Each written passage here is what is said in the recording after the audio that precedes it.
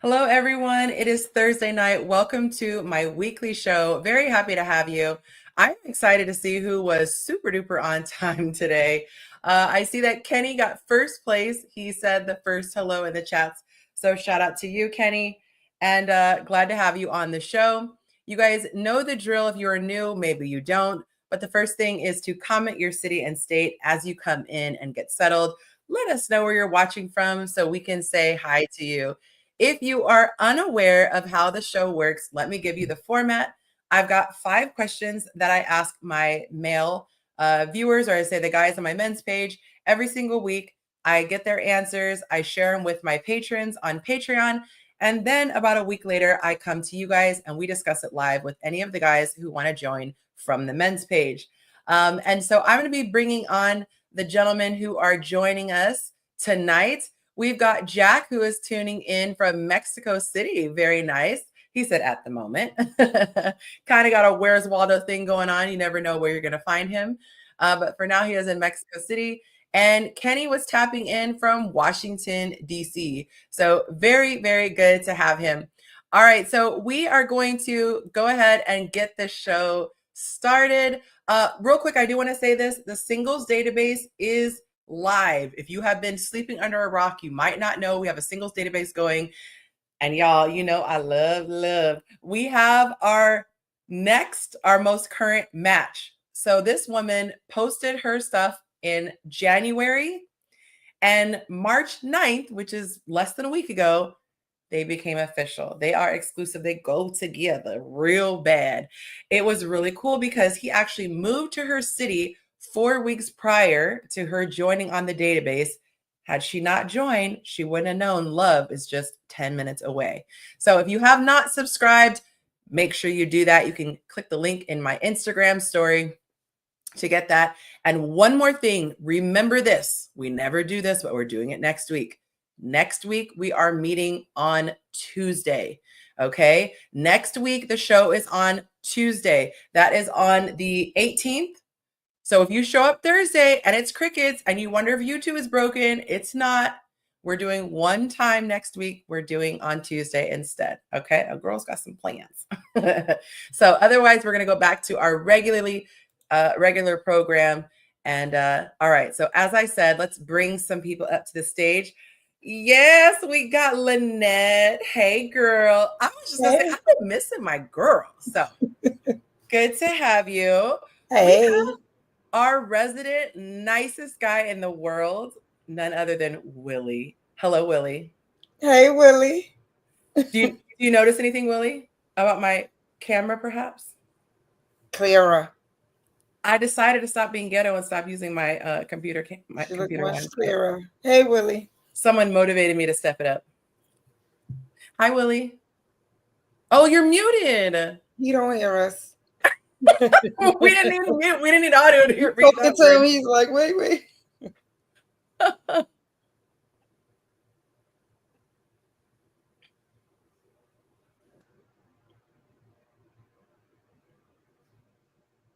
Good thing I could read lips.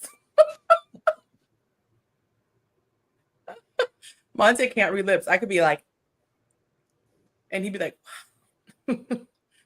oh, goodness. All right. Well, Willie is trying to get his audio together. I am going to bring someone to the stage who is joining us for the first time. And I'm not going to lie, your girl was geeked out because the other day I had a chance to have a one-on-one with him. We talked for well over an hour. I am obsessed right now with attachment styles, especially the avoidant when they deal with anxious attachments. So men who have avoidant attachment. See, I'm so excited. I can't even talk. Men who have avoidant attachment styles who typically pair with an anxious attachment style woman. And so I was able to pick his brain and he had a lot of insight. So bringing to the stage, we have Jack. Hi, sir. Hi, Jack. Hey, that's it. Hey, Lynette. Good to meet you guys. Good to meet you. Yeah, thank you for the introduction. I loved our conversation the other day. It was like so easy to talk to you for what, an hour and a half. Oh, thank you. And then it's like, okay, we gotta cut this off at some point. But it was awesome to hear all your thoughts, all of your cool analogies. Oh, thank you. I am a reformed avoidant, so Like, I really suffered with some funky relational attachment issues earlier on in life, and developed capacity to be in a relationship and be with people, and not just break people's hearts all the time. And it is a popular topic on social media right now because it describes a lot of relationships, and I bet we'll go into that a little more later. I told him it's like talking to a unicorn, but before I gave a worse analogy, I was like, I don't mean this in a mean way, but it's like if someone gave you the ability to speak to animals. Like, there's so many things you'd want to ask squirrels and dogs and cats. And I was like, avoidant men usually are not, no shade, but able to articulate themselves on a deep level and tap into emotions. So an emotionally intelligent man who also understood the avoidant side and where he was coming from and could put a human spin on things, because, you know, you guys are the devil on social media. That's how you guys are portrayed. So it was just cool. And I was just with the popcorn. Like, I could have kept him for 6 hours. I was very, very thrilled. Totally. So I am excited. So we're going to get into the 5 topics.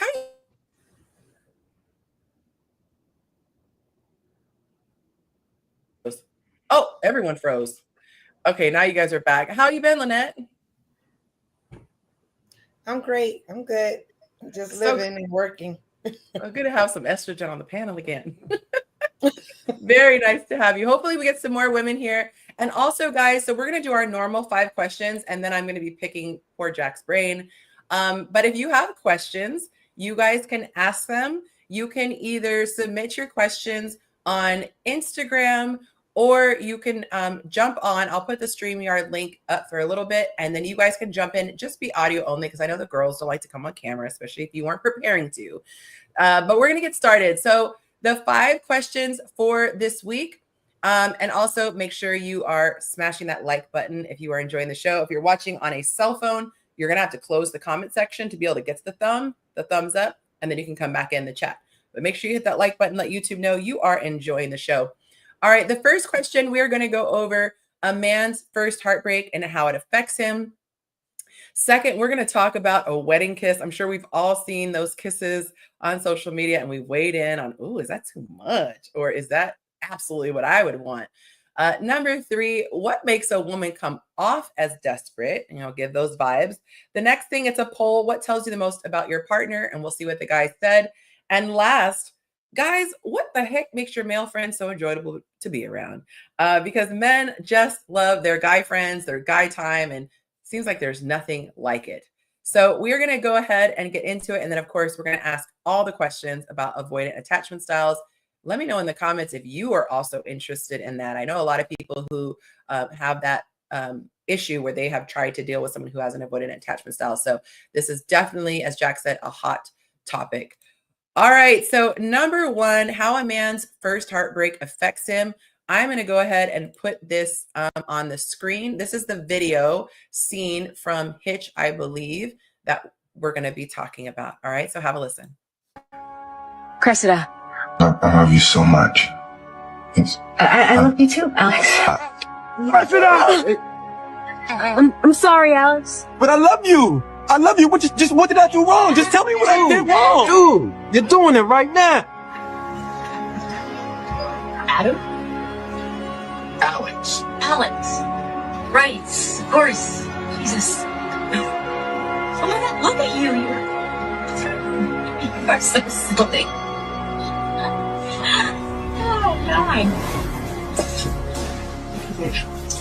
Thanks for the paper. Yeah, no, well...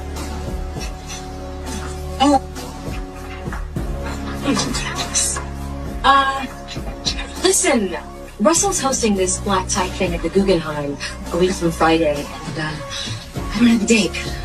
Yes, very, very tempting. Oh, well, call me. I'm at the Soho House. Yeah, you said that. All right. So for those of you who haven't watched it, you might be a little bit lost, but essentially it's his relationship with this woman as time goes on. Clearly you saw her doing some extracurricular activities in the backseat of a car he was not expecting. And so I asked the guys, do you agree with this breakdown? And sorry, this is a little bit long, so I'll just kind of give the topics. I won't go into the paragraphs underneath. But number 1, heartbreak. He loves without fear for the first time. So this guy has pure intentions. He assumes that love alone is enough, and he doesn't really guard himself emotionally. And that makes the pain of betrayal, rejection, or loss hit really hard. Then he learns that effort doesn't always equal reward. It says many times, a lot of times. Oftentimes, men go all out for that first relationship, gives it her all, and it doesn't end up in loyalty or deep love. And so it shifts how he approaches relationships in the future, becoming more cautious, measured, or even detached. Then he starts to view women differently. So depending on how the heartbreak happened, he might have trust issues or start categorizing women differently. And if he was blindsided, he might assume that all women are unpredictable. And then if she left him for someone else, he might believe that status or attraction matters more than love. So then he moves to adopting a more guarded approach to love. They don't openly express their emotions the way women do, but instead they internalize pain and they use logic to justify why they should have cared so much, put up emotional walls. They're reluctant to be vulnerable, and there's a shift towards a more detached dating style. Then he becomes either more selective or more detached.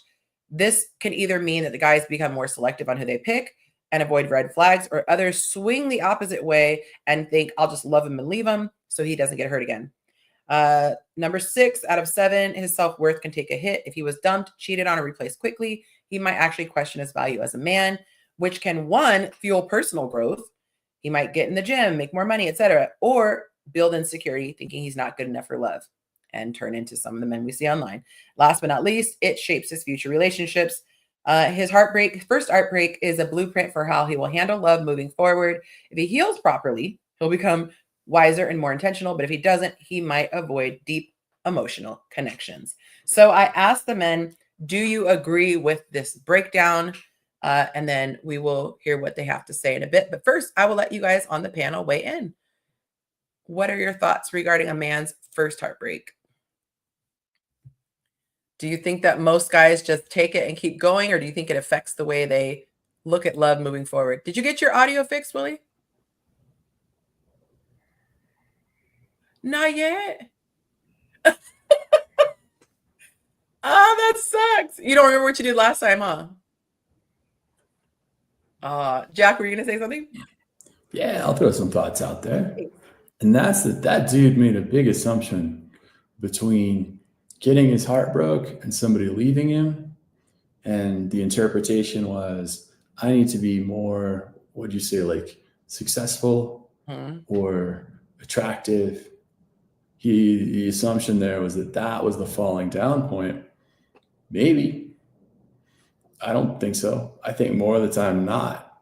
Yeah. That's not the issue most of the time. That he's just not making enough money or he's not hitting the gym enough. But if he goes online, especially with that frame, he's going to fall down the rabbit hole of thinking that it's all about looks. It's all about how much money you make. That's all women want. So that is a treacherous assumption there. Yeah. I think a lot of people, women included, they have an experience with one person and then they readjust their whole strategy. And I talk about this a lot where I say, you need to take each person as a case by case basis. If you don't understand the basics, you're going to say this one relationship was all women or it was all men. And so this woman, especially they say first heartbreak, your first heartbreak is probably going to be like high school, maybe early college years. And a lot of those women are immature. So you might be just dealing with a young, immature woman who, in this case, maybe somebody seemed flashier or snazzier or whatever. But then that maybe the next person is a really, really good girl. Now he's perpetuated the cycle because he's in this shutdown, mindset. I'm not going to give my all. And then you have the further along girls. Now they have the disappointment of having to deal with that. I'll say the non-gift of having to deal with that. I definitely had a guy who had very controlling partners in the past. And I had to keep reminding him, I'm not them. I don't have ulterior motives. There's no reason behind this other than X, Y, Z. And, it's like fighting the ghosts of, we say Negroes past, partners past, I guess would be the thing. Okay, so I'm going to read some of these comments here. So one guy says, I agree with your 7 steps. I love the movie Hitch. I think I said Hinge. Hitch back in my younger days. For now, it's just a fun movie to watch, but hard to learn from nowadays. 7 stages of a man's heart. Yes, it's not that Sorry, there's sometimes typos, so it's struggle reading these. It's not that I think you're saying we start or view women differently. When it happens, the reality sets in. Oh, so he's saying that that's all women are apparently. Still able to love hard, even harder. This is one thing that's changed from my last relationship to my now engagement marriage. It's if the first day or time a man views love as an active participant needing both sides, not just semantics, he sees from childness to adult stages. Okay. Good, kind sir. I'm respectful. I'm just going to go to another comment because I'm having a hard time following this writing. I get that this is male focused, but why was she not dating for long term? Was she only going for a career? He's talking about the character in the movie. And if she was, that just means that she just wasn't aligned with him, or she wasn't, I don't even think we have to judge how she was as a person, but I don't think he should alter himself for her. All right. Well, it looks like we're all pretty much in agreement. Not too much to unpack. So we're going to do something a little bit fun. We are going to get into the kiss. This is a video of a couple on their wedding day. By the way, if you guys are enjoying the show, make sure you smash that like button. Right now, we got 10 live viewers. So, it's snitching time in just a few minutes. Hey, Blondie, good to see you. Let us know where you guys are watching from. I definitely haven't seen 10 locations. So if you haven't yet, please go ahead and let us know. Hey, Falake, nice to see you. She's asking when the town hall is. The next town hall is April. Let me go to my calendar. April 1st. That is a Tuesday. For those of you who don't know, the men's group, the men's page has a town hall meeting. It used to be once a month, but the next one is going to be in April. And the women who are subscribed to the singles database, they get to come and talk to the men of the men's page. So that's what she's asking about. And so that'll be Tuesday the 1st. Okay. But let's get back to it. We got Blondie is tapping in from Jacksonville, Florida. Nice to see you. Hey, Mr. Garnett. He's tapping in from Nolens, Louisiana. And I think I've caught up so far. If I haven't said hi to you, make sure you drop your city and I will. Okay, so let's move on to the kiss, or as they say in Mexico City, el beso. All right, here we go.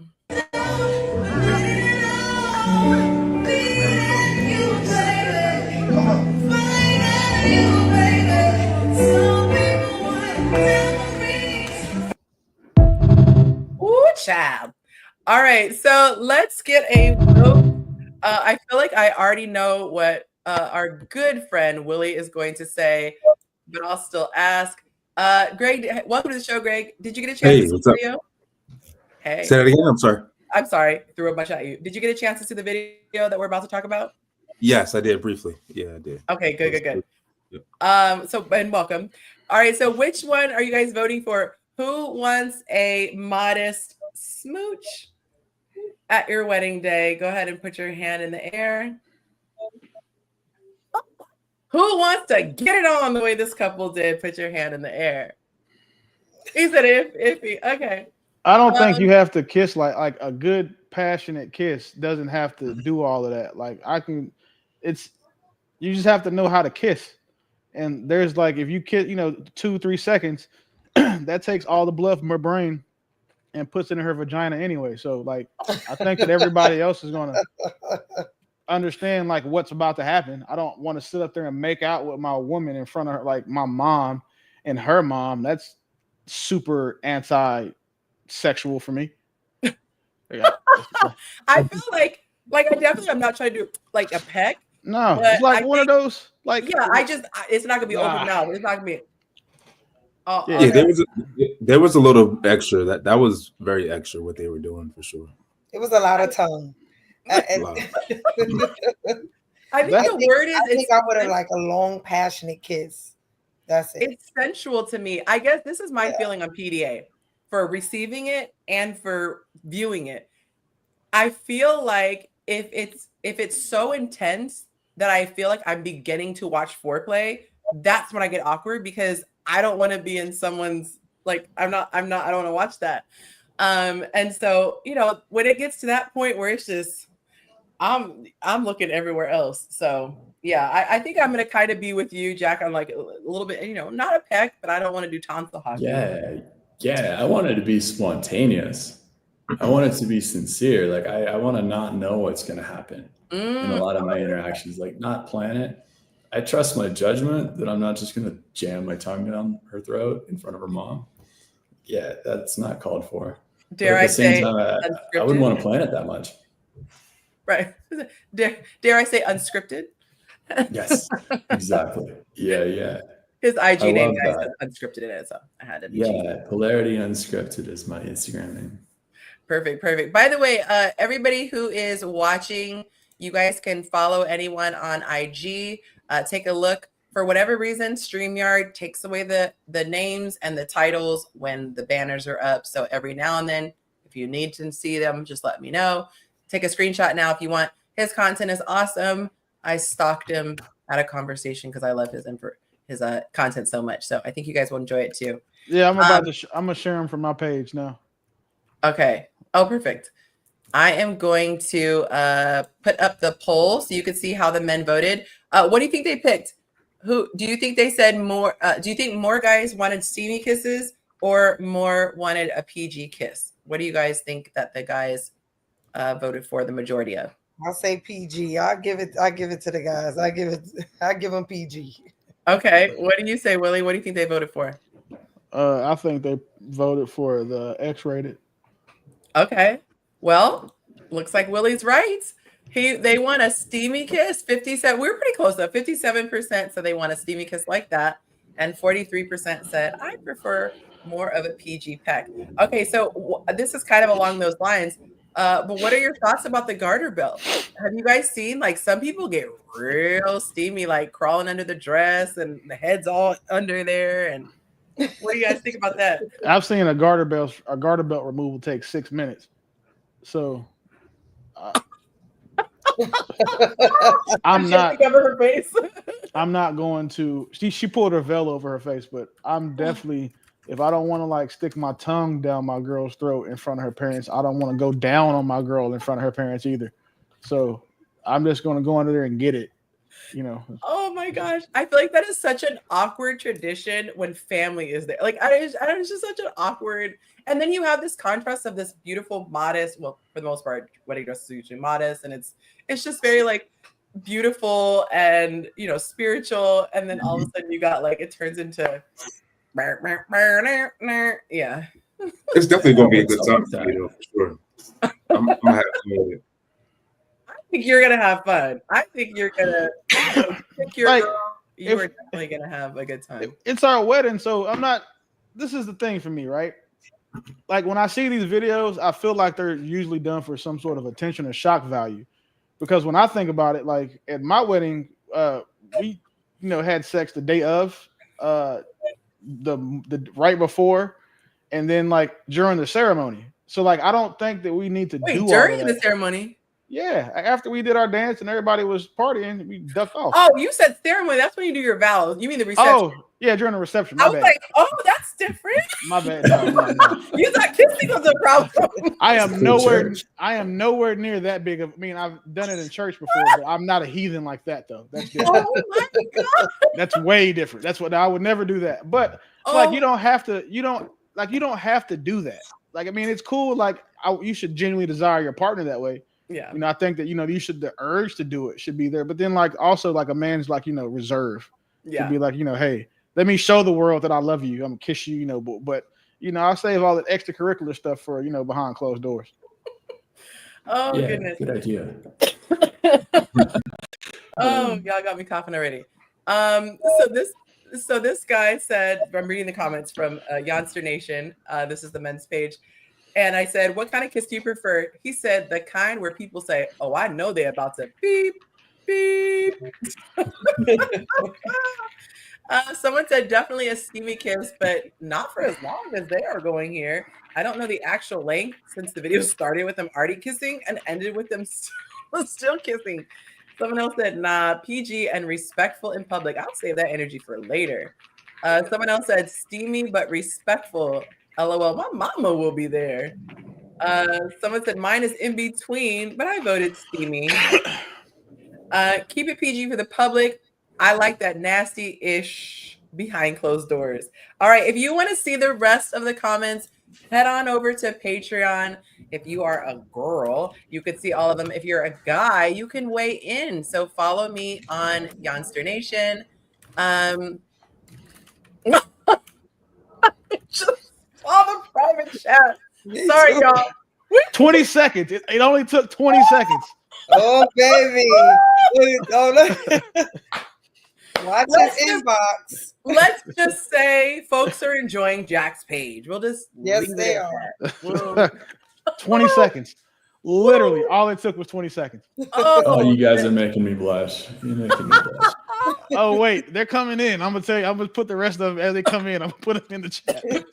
Oh man. See, if you guys want to see the private chat, you got to join the show. You can't be scared to come on camera, y'all. You can be seeing these comments.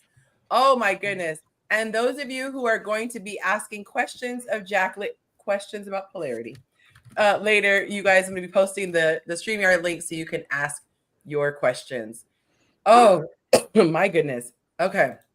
Let me go ahead and remove this here. All right. So we are about to go to question number 3, but before we do, it is time to snitch. Who is our resident snitch for tonight? Let's see where we are. I might even just take a look myself. See how many people are watching without paying the fee of liking. All right, let's see. Take a look. If anyone beats me to it, let me know. All right, right now we've got, drum roll. I click mine. Oh, it just jumped up. All right, we got 10. 9, Yonci. What'd you say? 11 now. Okay, perfect. All right, we got 11. So we got to have 4 more likes, y'all. You got to show love if you're enjoying the show. Okay, too funny. All right, so let's get to question. Oh, he said you're seeing 15 and 15. That would be dope if we were. I don't see that, Mr. Gardner. Okay. Thankfully in weddings I go. She said, thankfully in the weddings I go to, couples don't do this. Oh, that is so funny. Okay. She says she wants hers to be innocent. All right. Let me go back here. Where am I? Number 3. Okay. I didn't give a straight face. Okay. Number 3. What things make a woman come off as desperate? So I'm gonna have you guys answer on the panel first from your experience. I'm sure you've met someone who's like, "Ooh, she giving like pick me vibes" or whatever you want to call it, and then we will get into the comments. By the way, you guys, we actually have a submitted question tonight. It's been a while, but we got a juicy one, and she said that she is going to watch. So she is going to be she is going to be watching as we give advice.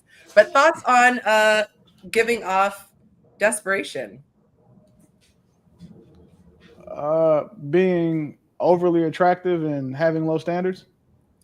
I was just going to say that. Yep. Yeah. Okay. That's the default one for me. Like, you're too pretty to accept this. Like, this is not commensurate to what you're selling yourself short. If you look like that, you could probably get a lot more from guys just by default if you don't tell them that, hey, the password to my vagina is password.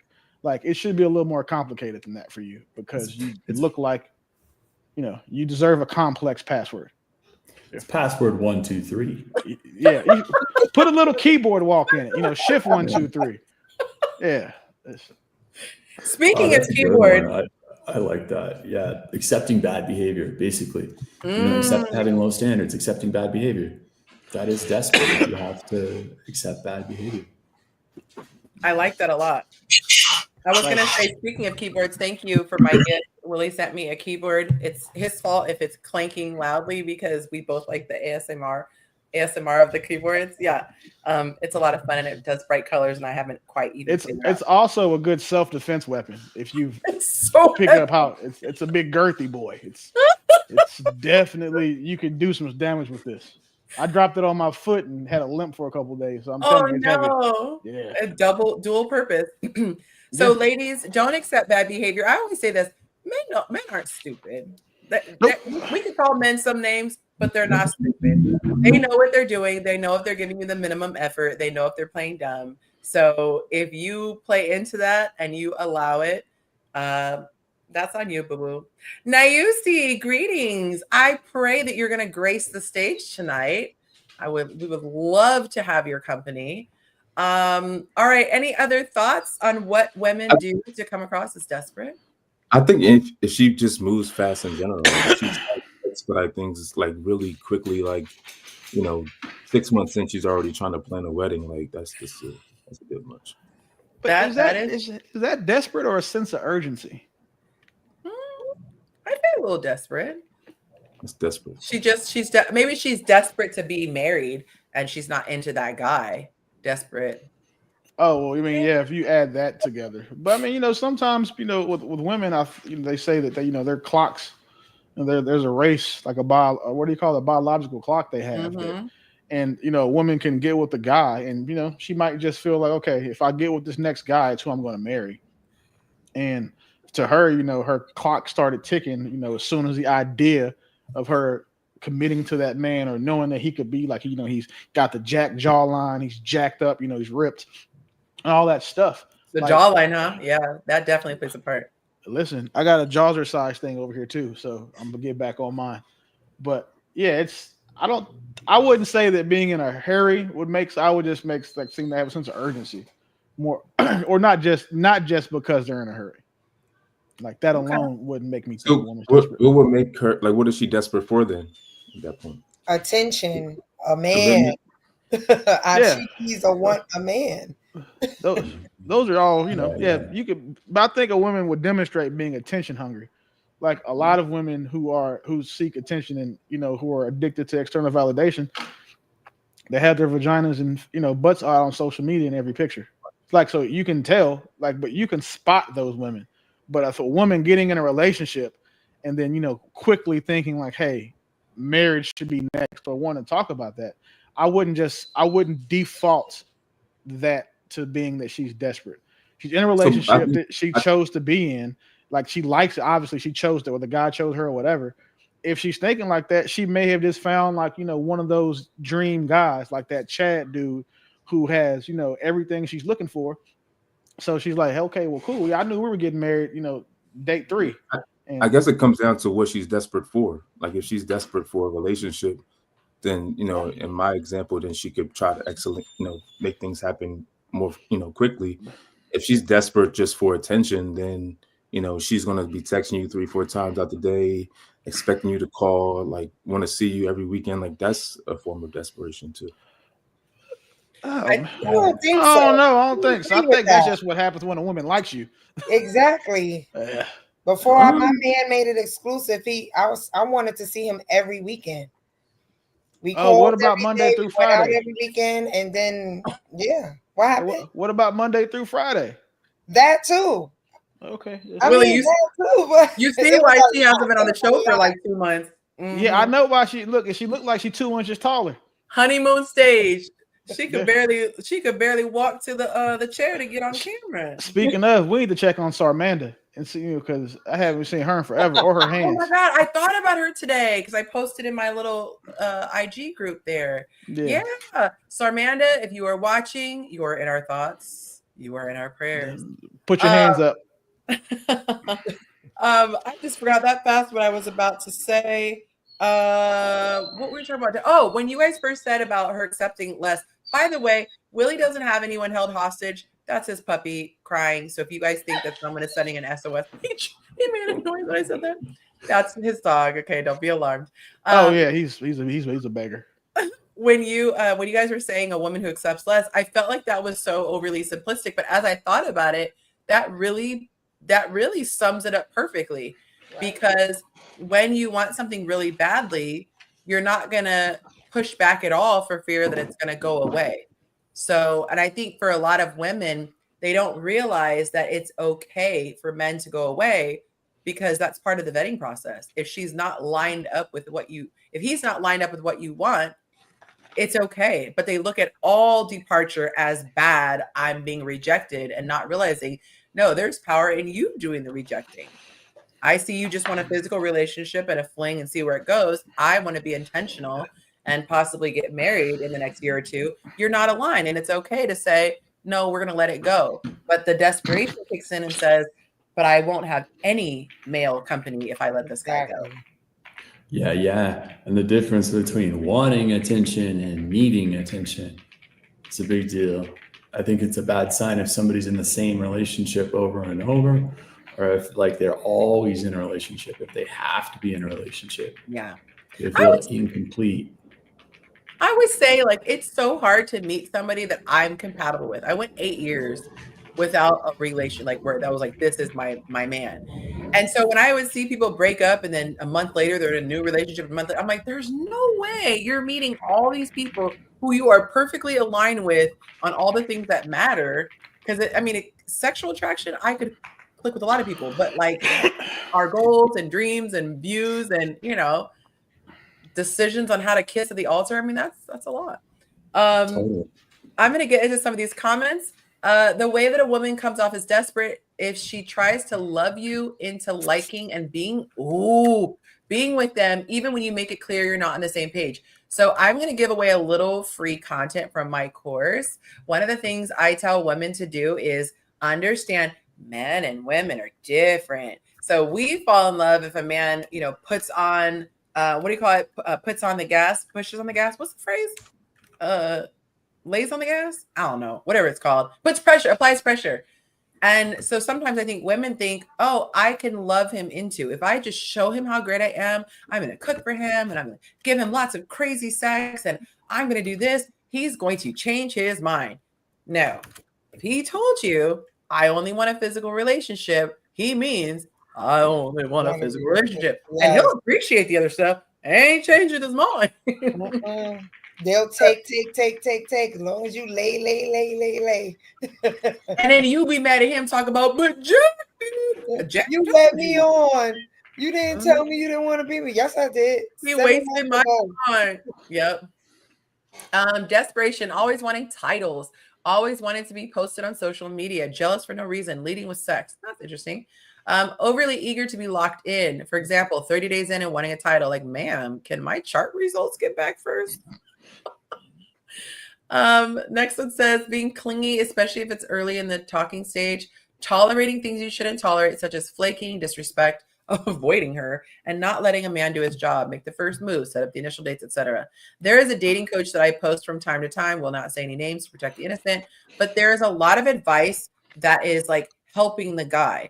And her mindset is, well, no point in putting all of the power in the man's hands. You may as well find out yourself. But I am a firm believer, if he wanted to, he will. And I feel like inaction is almost 99.9999% that he doesn't like you. And then that 0.0001%, it's because he's insecure or he has things that are keeping him from wanting to move forward. He does like you, but he doesn't feel comfortable moving forward. Either way, you wouldn't want him. So I would say, leave that man alone if he is not coming for you consistently. Oh my gosh, y'all are having funny comments. I'm catching up on this backstage comments. Okay. Let's see. Oh, interesting. Okay. Falake has a question. She said, do the men on the panel think that men and women are equal? And before I let you answer, I will say that is not a loaded question. You would have to qualify and say equal in what way? So I'll let you guys answer first, and then I'll give my responses on this. No. Like, there you go. Moving on. In no way. We're not supposed to be. We're supposed to supplement each other.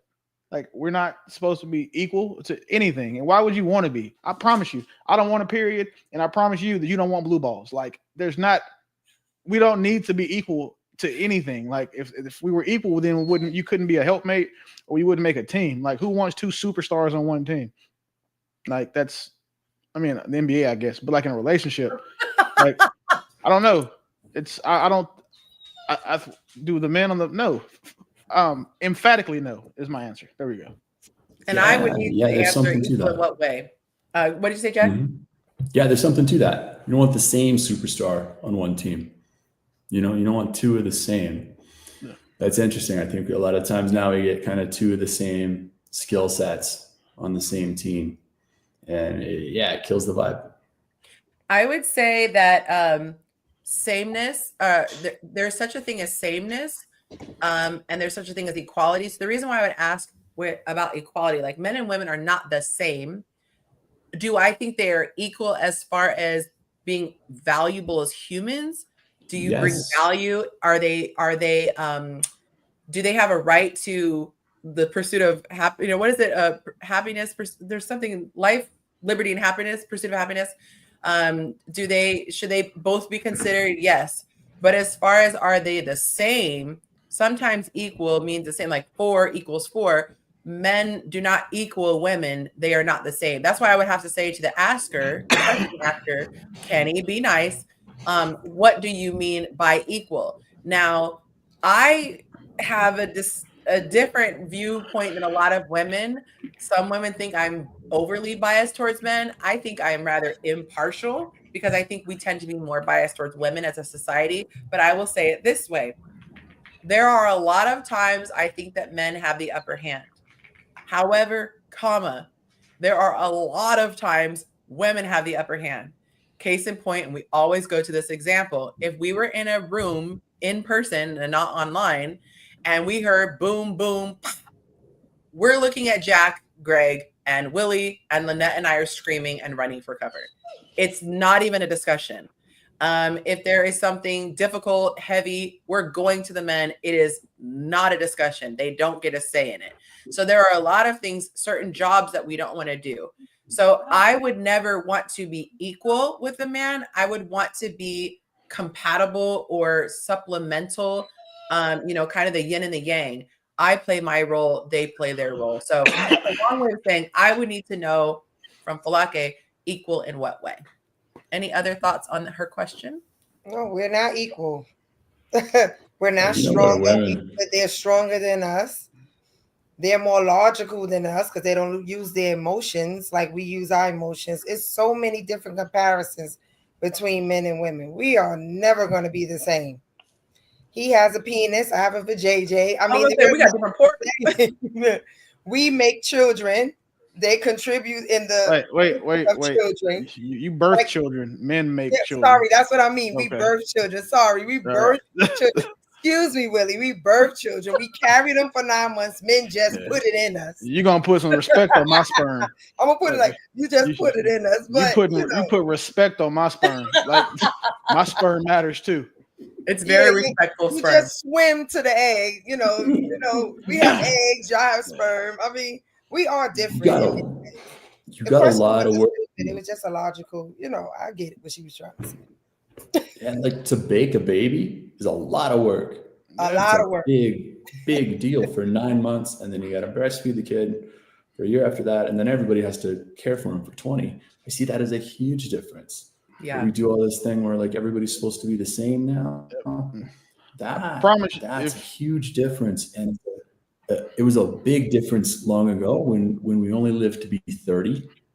Like for all of history, humans basically lived to be 30, if that. And that made a big difference in how we structured our relationships. Mm. That makes sense. And there's one place where women have the upper hand. Like I want to brainstorm some more things where women have the upper hand. Oh, I can name a ton. Like, sure, I can lift heavy stuff, but in life, life. I mean, let's look at a criminal situation. Let's say Greg and I are somewhere and I scream. Most people are going to come to my aid, or if there is a crime, like they're probably going to assume the guy did it. We often, I think, are assumed innocent until proven guilty. Whereas I think that men are typically seen as like scarier, bigger, whatever. Like if you go racial, a lot of Black men are seen as a threat by people who aren't around a lot of Black people. But if you take race out of it and you just put women, men are considered scarier. So if I'm walking down a dark alley and I see Lynette, I'm not as scared. I see you walking down the dark alley, I'm like, because you bigger than me, whatever. So I think we have that advantage there. The other thing is we are catered to more. Even the Bible has us be catered to. If there's a widow, she is in the same category as a child, and the men and women and whoever can is supposed to take care of her. So we have always been treated almost like the children of the two. It's almost like the men are considered the dad, and the woman is considered the child in a lot of dynamics. And I think what is difficult for people to see is that somebody said this so perfectly. They said, we want to be treated like equals in all the ways that we like, but we don't want to be equals when it's uncomfortable. And the best comparison I can make is kids. The kids are like, why do I have to go to bed early and you could stay up late? Why do you always get to choose whatever the parents get to do, right? But then the parents say, oh, you want to split the bills? Because we can split the bills 3 ways instead of just we take care of it and you. But it's like, oh, no. And I had this conversation with my soon-to-be stepson. You know, he was saying something about his car, his future car he's going to have or whatever. And I had to break it down. I was like, oh, honey, you're going to have to pay insurance. You got to put gas in the car. You got to check the tires, make sure it's oil. Like, he had no idea what responsibility that looked like. So I said, you're downplaying what we're having to do now to keep your car running and going, because we're going to pass on, the car we have now. But he was unaware. So I think a lot of women see things that the guys get, but they don't realize the default that men have to go through. And then ultimately, not to be long-winded, but I'm long-winded, it really hits, if you think about this, when a man says, I do, he's ultimately saying, I will die for you. Because when a man truly, truly loves a woman, if it comes down to it, God forbid it ever does, most men will act on instinct and protect her. We're not doing it. We might do it for our kid. But we're not wired that way. We're like, we'll do that for our babies. We'll jump in front of anything for our children. So. And people wonder why they say you can only save one person. Who are you saving? Your mom, your wife, or your children? And men are like, our children. Well, I would save my wife though, but I'm also team FTK, so there's also that. I can make more kids. Okay. Oh, okay. Making sure that's filling up. Pressing here. Some people I invite on the show. So yeah, interesting question. I love this. Mr. Garnett said, we are not equal to each other. We are complementary to each other. Healthy masculinity with healthy femininity moves mountains together. And I like that. And it's true. We really complement. And if you take, somebody said, men are like black and white, women are like colors, and you bring it together, and then you could put the whole picture together. And so it's really important, the two. And I have no desire to be a man. I have no desire. Y'all can have it. Look, we happy in the girl club. All right. So thank you so much. Oh my goodness. Mr. Garnett, you will appreciate this. My dinner delivery tonight is a shrimp po' boy. Didn't get a chance to. Lobster bisque. Oh my! Thank you so much. Well, we know what you got to do tonight. Really? Thank you ever so much. I'm gonna go ahead and leave that. Shrimp po' boy and lobster bisque. Wow! And put it in. What are these called? I never know what they're called. And put it in a pretty ramekin. A ramekin? Yeah. I said a cup thingy. Oh man. All right. Well, let me not text y'all later. Do you have to use plasticware? Just kidding. So I apologize, Jack. Every now and then you have to be ghetto and eat on the show if I'm not able to eat before we start, since these people like to keep me all night. So I would have brought snacks. Pause. What did you say? I would have brought snacks. Oh, man. and run down the street and get some tacos. The guy on the corner has the best tacos. It's like real the best tacos in the world. He's in Mexico City, y'all, so I believe him. Yeah, in Mexico City right now. It's awesome. It's such a cool place. Oh, nice. We do welcome snacks. We do allow alcohol as well. And so if there's a cocktail that busts out or a wine glass, It's all good. Okay. Damn, I like that. Because I'm laying the foundation. I'm hoping that you come back if you enjoy it. We don't scare you off tonight. All right, we got the number 4. What are we on? Number 4. Hopefully, all the new people have hit that like button. If you are watching and you're creeping and you haven't said hello, haven't dropped your city and state, go ahead and drop your city and state so we can say hi, and hit that like button so YouTube knows you are enjoying the show.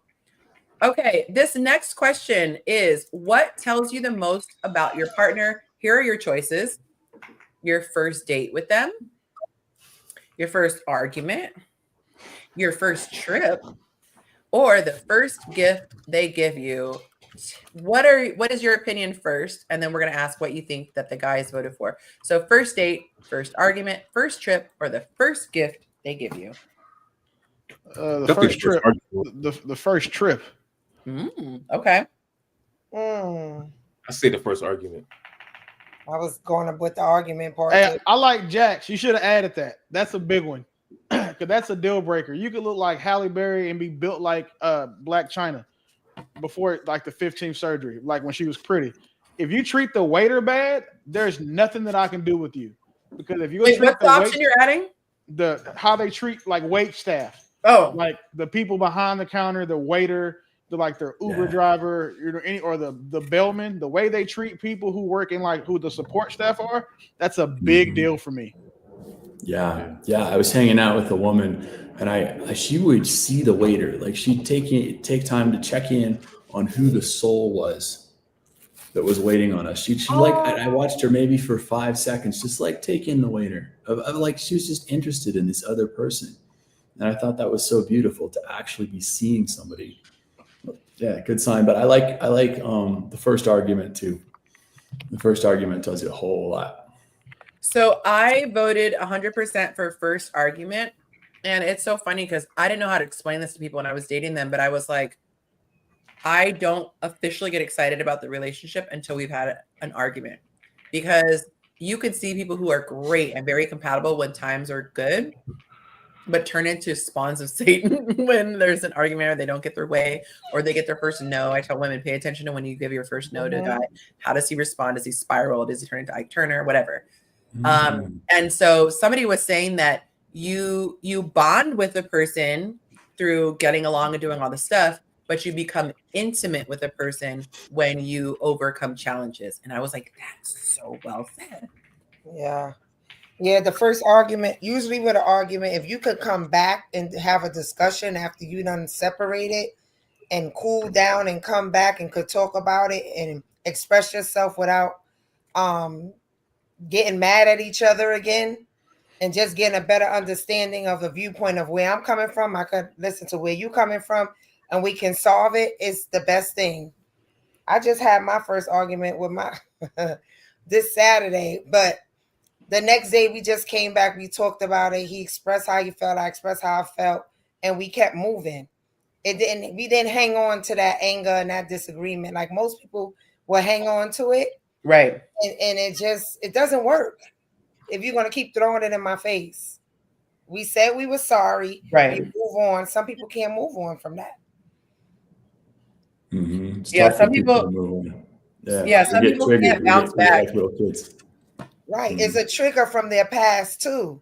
Certain conversations, that's why people can never come back and just be like, I'm sorry. I know I said this, but what can I do to make it better? What can I do not to let this happen again? Like, you have to find a solution to it. And, a lot of times people don't care. It's my opinion matters. Yours doesn't matter. Oh, well. Yeah, a lot of people are not solution focused. No. They are, I want to vent and get this off my chest and not trying to figure out how to repair. Right. I appreciate a woman who understands that, like, when you have an argument, that it's either do you want to be right or do you want to actually like address the issue? Exactly. Because if two people are arguing trying to be right, like the arguments, there should not be a loser in the argument, because if you're losing, if someone losing, I'm not trying to be funny, but right. When you lose the Super Bowl, it sucks. But the winner goes the spoils, and there are no spoils to be had when, like, if you're a guy and you're constantly winning arguments to get your girlfriend, eventually she's gonna get tired of losing. Like losing is a thing. It's not sexy. It doesn't foster or support, growth, longevity, or love. So if two people are arguing and the goal is for one of them to be right or wrong, it's always going to be a loser. But if the goal is for someone or for them both to address the issue, move past it, and make sure each other is heard, understood, all those super mature adult things, then they both win because they win together. I heard somebody say this, and I now apply it in my coaching. Welcome to the show, Yonci. By the way, if I was getting sponsored, I would promote the crap out of this restaurant. We did a Google search, found like a Cajun style place. I have been to New Orleans many times, ordered many po' boys in New Orleans. This actually is better than any I've had there. That is crazy. And there was like a 20-minute drive to bring it back here. That's pretty impressive. So if y'all know me personally, you can DM me and I'll give you the address of the location, but it is phenomenal. Okay. Yeah, but I agree with Willie too on that. I think also her ability to be reasonable in the argument. Like if you're just completely like everything you're saying just doesn't make sense, and you're not coming with it's just all emotion. There's no logic to it at all, and you're not willing to be reasonable. I do have a problem with that. Well, remember, we emotional. We're not thinking about. See, men think straight. Women just break down things from step to step to step. Y'all go straight to the point. We don't. We have to break it down. How we got to the solution. What can we do? You did this. You did that. We did this. Y'all don't want to hear all that. But that's when because women like to be right, and that's right. Again, if you look at it this is a good analogy for this for me. The way that we all learn how to do math multiplication in school was like the short, sweet, efficient way. That's how men want to communicate with women. The way that women communicate with men is this new Common Core bullshit that they're having our kids do. Like where you have to do math, like it takes you 2 pages of paper to figure out 9 times 9 is 81. Like we are direct and to the point. The problem with when we are like that, you guys sometimes feel like you're not being heard. I was just going to say we want to be heard because we're not speaking to the emotional argument that you're making, and we tend to not make emotional arguments. We make logical ones. I was going to say there is phases to the argument too, though. Like I'm not saying initially off the bat I'm going to hit you with like I'm going to hear you out. I might let you vent for whatever, but at some point you have to be able to come with logic at some point in the argument.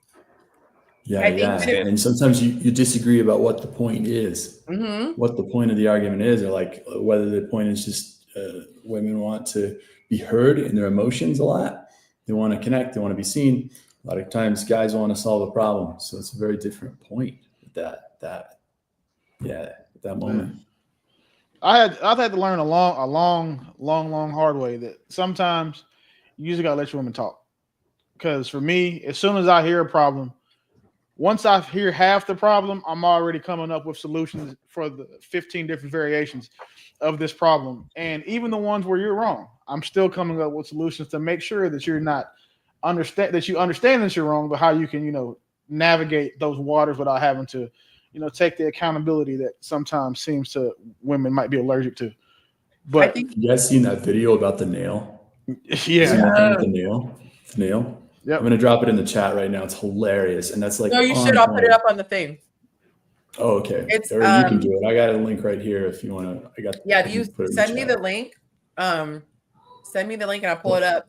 If you have your IG hand, you can put it there or you can put it in the private chat. But while he's doing that, one of the things that you can do to resolve conflict, I'm obsessed with conflict resolution. I love doing this. I've been coaching couples on this. Don't really talk about it, but I coach couples. If you are curious rather than defend, if you focus more on curiosity than defense, you will see a drastic change overnight in your conversation. So let's say Yonci and I are having a disagreement and usually it's a misunderstanding because unless he's a psychopath or I'm a psychopath, we didn't have intentions. So maybe I did something that felt disrespectful. Maybe he felt like I was being dismissive, but that usually happens because he's trying to say, hey, it felt disrespectful when you did X, Y, Z. And I'm spending my energy pointing out the fact I'm not mean. I'm not an evil person. So all my energy is trying to convince him I'm not this bad person you're making me out to be, but he's not getting his stuff addressed. He's not getting addressed what it was. So if instead of me being like, but I'm not this bad person and I never intended to be disrespectful, if I say curiosity, now you see what made you feel disrespected. Now I'm opening up and giving him a space to actually express himself. And he could say, well, the way I was raised, if you serve another man first, that's disrespectful. Boom. Maybe I didn't know that. Maybe whatever. Maybe there was a reason. But if I first go with curiosity, he gets to feel heard.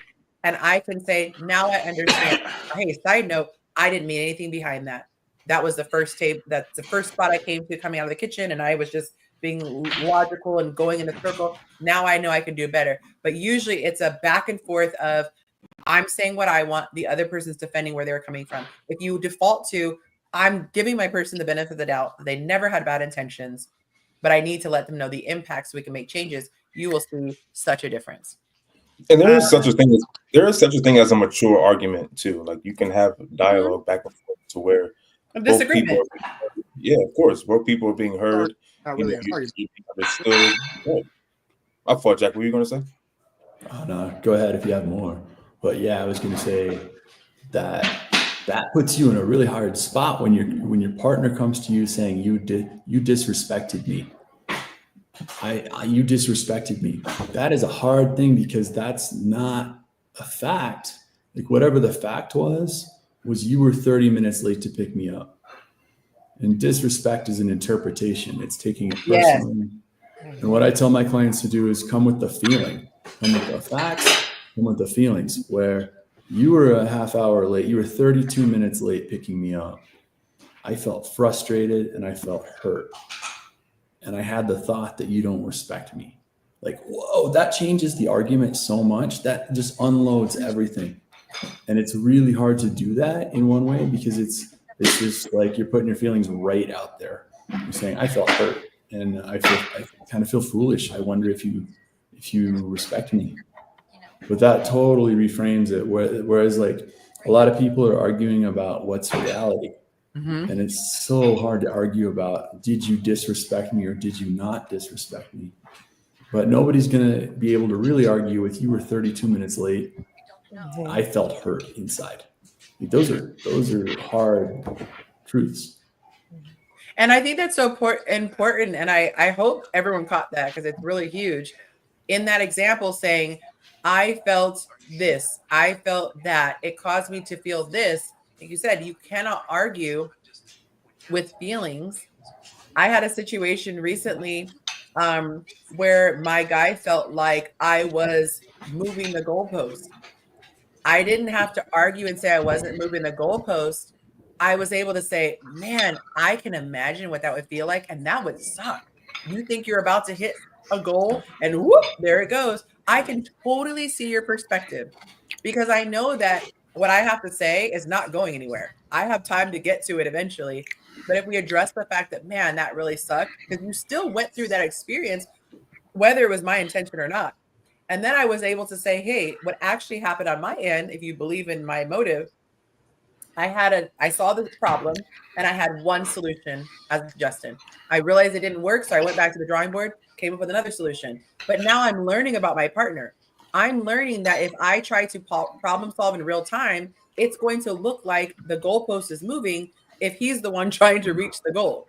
So curiosity and wanting to understand. And so if you're curious about his feelings, like Jack said, I'm curious to know, well, how did it make you feel? What were you thinking?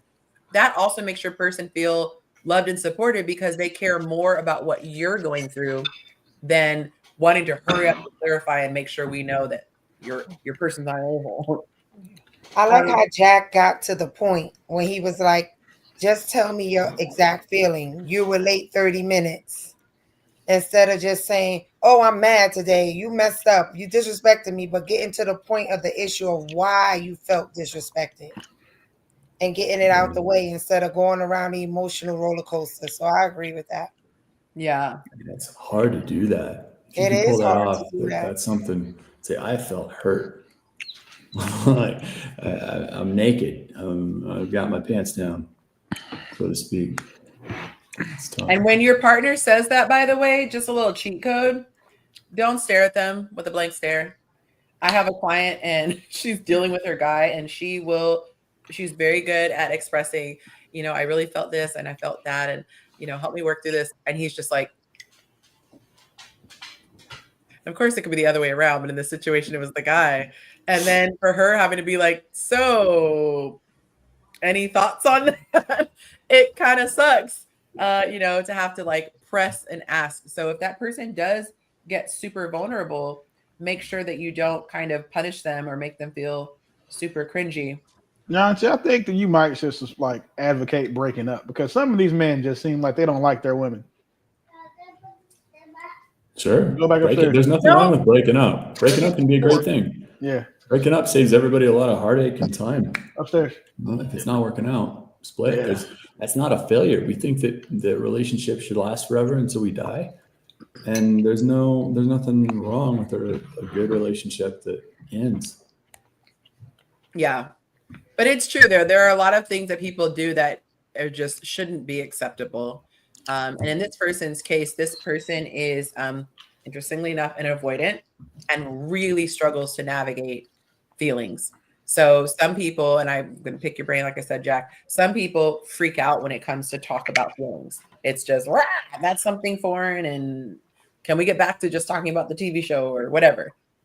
Yeah. And it makes sense, like for men, especially to deal with the thing that created the feelings. It's totally natural. Like, if you're having a problem, let's solve the problem. And a lot of times what people want or women want is just to be seen. And then in the past, like my longtime partner would feel angry when I skipped past seeing her feelings and went straight into solving the problem. And it was like, Right. Let's make your feeling go away. Let's make you go away.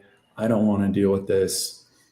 Cut to the chase, solve the problem. And had I eventually learned to like slow down and just be like, oh, you need my attention. You need me to see how you feel.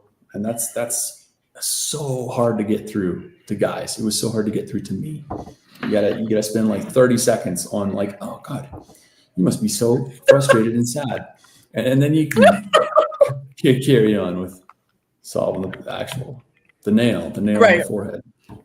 What's even worse is if you cut them off while they're saying it. Like, okay, what do you want me to do? Like, that is the worst thing. And if you've ever seen someone in real time do that, what do you want? What do you want me to say? What do you want me to do? And then that person, you just see them like I don't want to talk anymore. So I did a screen recording of this video because I don't know how to do the technology of sharing it on the video. So I got a text in the middle of it. We're just going to pretend like I didn't have a text pop up in the middle of the video, okay? So we're just going to play it ghetto style.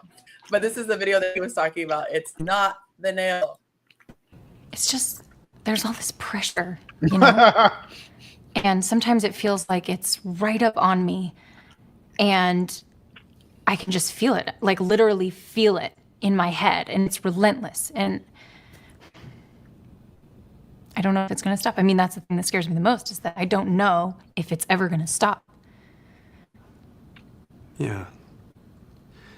Well, you do have a nail in your head. It is not about the nail. Are you sure? Because, I mean, I'll bet if we got that out of there... Stop trying to fix it. No, I'm not trying to fix it. I'm just pointing out that maybe the nail is causing... You always do this. You always try to fix things when what I really need is for you to just listen. No, see, I don't think that is what you need. I think what you need is to get the nail See, you're out. not even listening now. Okay, fine. I will listen. Fine. It's just... Sometimes it's like there's this achy... I don't know what it is. And I'm not sleeping very well at all. And all my sweaters are snagged. I mean, all of them.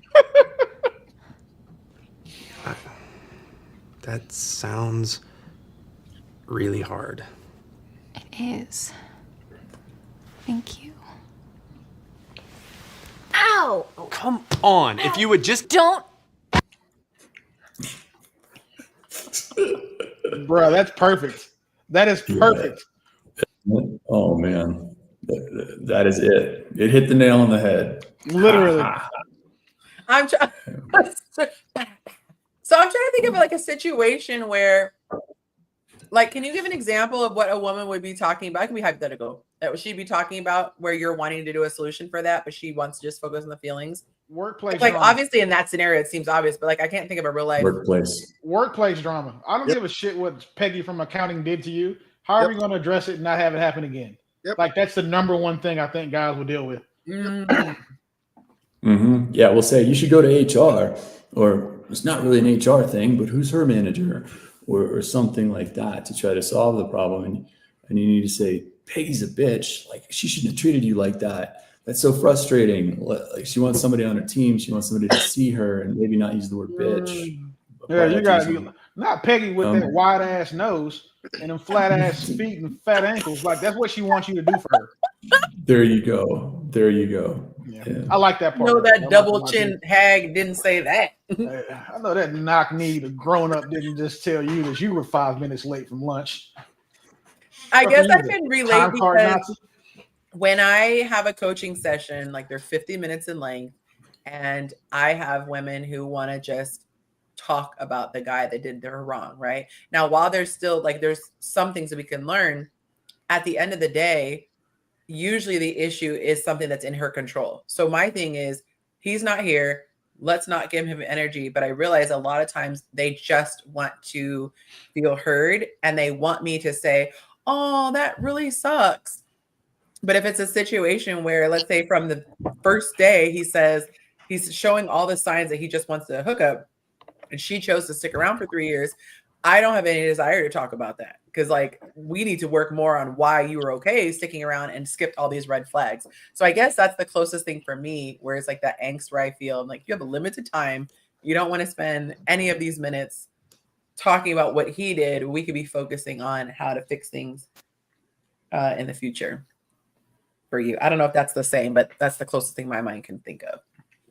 How do you interrupt her at that point, Yonci? How do you say let's reframe that? How do you offer a reframe to your client or maybe a friend, if people have friends out there who just go off on that tangent? Oh, lovingly. I'm saying it blunt to y'all, but it's very, very lovingly. And I'll just say, I understand, this person did X, Y, Z. At the end of the day, you are not with him anymore. And, this is your perspective, but let's look at what tools that you can have to avoid this in the future, because it happened. Like what happened, but it's not going to change you moving forward. So let's focus on, like I'll get the basics of it. You stayed around for 3 years and you did, but the minutia, and it's when they go into and isn't that terrible? Kind of like wanting that cosign. So I'll say, the behavior is absolutely terrible, but I don't think that it's going to help you by focusing so much on what he did, because our power isn't in looking at what other people did, but rather why we accepted that and why we are willing to do that in the future. So try to shift the focus. Same thing in my content. I'll have people sometimes who are like, I'll say, these are signs that men want to just want to sleep with you. And they'll say, well, they shouldn't do that. It's like, okay, yes, I'm admitting that's less than ideal for a person to just want to hook up. But in reality, I can't go to every man and say, you shouldn't do, and I can't change him even if I could get to one-on-one with every guy. So I say, all I can do is give you the tools so that you can navigate, because the world out there is going to keep happening. And how we feel about it is not going to make a change at the end of the day. If that answers your question, very long-winded answer. Yeah. I like how you started with empathy. You did the thing from the nail video where you're like, oh, I know it feels this way, and that's really important. And like you saw the person, and then you're like, oh, this totally isn't serving you, to just focus on all the things that are wrong with this past dude. Yeah. Absolutely necessary. All right. By the way, if you guys have any other videos, feel free to send them to me. We go freestyle. After we have one more question, then we have a submitted question. So I welcome videos if you guys have any. Why did I just click this? Number 5. We're at number 5. By the way, if you guys have not hit that like button, go ahead and do so now. I am shocked. We are an hour and 15 in, and there are no super chats yet. I feel away. Oh my goodness. Okay, let's take this one down. And I didn't even give you this one. 77% said first argument. 77%. The next up was what does it say? First trip. Yeah, overnighters. I would probably give that a second place as well. Overnighters will tell you, or living with someone even more. There's a lot. All right. What makes your male friends so enjoyable to be around? And let me get back to these comments. I'll let you guys start on the panel. Jacob, I've been seeing you backstage. I don't know if you're purposely like just hanging out backstage, but if you want to come on, go ahead and turn your camera on and I will bring you up. Let me have you guys. Oh, there we go. Jacob, hello. Good to have you, kind sir. Hi, Jacob. Hey guys, how are you all? Doing fabulous. So lovely to have you grace our stage. Uh-oh. Okay. We are going to get into your thoughts. What are your thoughts? Why are your guy friends just so much fun to be around? Why is taking your bra off when you come home so enjoyable? All right, segment's over. Thank you for watching. He must be talking about the women with bigger boobs. Then. Okay, or you. I don't mean for if you don't have big boobs. Why is like getting naked? I don't know, but you know exactly what I'm talking about. Oh, we got a super chat. Keita, thank you. She said, hey, Yonci, everyone. Go ahead. What'd you say, Naosi? Should have two, ma'am. You can have two? No, you should have two super chats. Oh, what's weird is I see two from her, but I don't know if it's glitching and putting her name twice. Oh, that is weird. I'll wait. I said, oh my God, Willie, jeez Louise. He said it's not a super chat. That's 99 minutes. No, that's a gift. He said no. This is a love super offering. chat. It's a love offering. The bylaws, here and the bylaws state that if YouTube takes a tax, it is a love offering. So thank you, Willie. All right, Willie, it's a love offering. First of all, that's 99 minutes. I give love offerings. I give love. I don't. That's not a fucking love offering. Let's say that. I'm just gonna leave it at that. That's not a love offering. Oh, now I get why Naosi said wait. He said I don't mess with the peasant love offerings. Naosi just put 15 minutes on the clock. Thank you so much, Naosi. I appreciate that. He said always. Okay. He said it's not gonna be a love offering. That ain't no love offering. Love, but that ain't what that's for. Yeah, right. He sends it in love, but it ain't no love offering. Yeah. Okay, y'all know I gotta keep my accounting. If you're watching, see, I'm doing it. All right, so what did you do? 50? So oh gosh, you guys, that's bad with math. Okay, so what's 20 after plus 50? That would be 10, right? So an hour and 10 minutes. I mean 10 after the hour. I've been drinking, I ain't doing this. I'm trying to order me a glass of wine. Okay, hold on, wait. 19 and 50 minutes. I believe that's 9-10. We're not gonna speed past this $99 super chat that you keep trying to say is a love offering either. Sir, you put it in the love offering category. Who did? You put it on YouTube. The bylaws state that if YouTube takes 30%, I cannot calculate. Therefore, you can only calculate the 30% that they don't take. Then, so now it's $60. That's an extra hour. Bylaws are bylaws, you know. That's cool. Let me call Chase real quick and be like, "No, I did that with my Amex." Never mind. Let me resend that the other way. We set a record for a super chat, y'all. Super chat. Thank you so much, Willie. We got a super chat. So let me. That's the super chat record. Yeah, for super chat. For the show extension? No, that's not a record. For the super chat, yeah. Shut up. So let me explain to our new people the difference. So if you do a super chat, which is through the platform, it's just some love. You're sending some love, and it is much appreciated because I work hard. To put the show together. However, if you want to extend the show, you can use the information below. You can use Zelle or Cash App. You take it without taxes. We will extend the show. So that's why Naosi, he went Cash App. $50 got added to the clock. And Willie did a love offering through YouTube. Thank you so much, Willie. He said never again. I'm so glad Mark is on the show right now. Because you saw what happened. That's what I'm finna text Mont. I think one of these days me and Mont are gonna have to go do one of those. Mont's not here. One of those tit for tat super chat battles again. We had fun doing that. Oh gosh. It's gonna be a late night, kids. Okay. All right. Thank you for being on, Lynette. Because I'm sure we got these other ladies that's out here talking about their hair and shit again this week. Exactly. What happened? I had a whole week to it can't replace. come on. They had a whole week to replace the screen door part of their wigs, and they didn't. Right. I cannot. Oh my God! Go to the corner, please. No, go get the screen door fixed. Home Depot is open, and the lines are short now thanks to ice.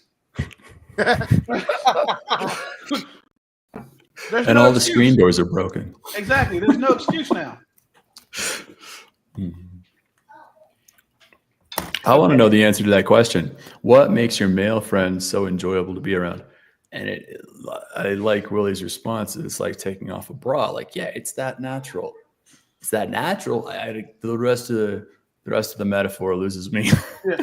I mean, imagine so to make it to put some context behind it. Imagine hanging out with people who are just like you, who like the same things you like, who have the same temperament as you like, that also have the same type of sense of humor you like, that don't try to tone police you, that if something happens, you don't have to die for. You don't have to pick up the tab for them, and then you're just generally not responsible for. Anytime a man goes out with a woman, everything that I just said does not apply. So even if, for example, right, Lynette and I aren't dating, Lynette has a man, right? But say me and Lynette, they didn't know, Willie. They didn't know.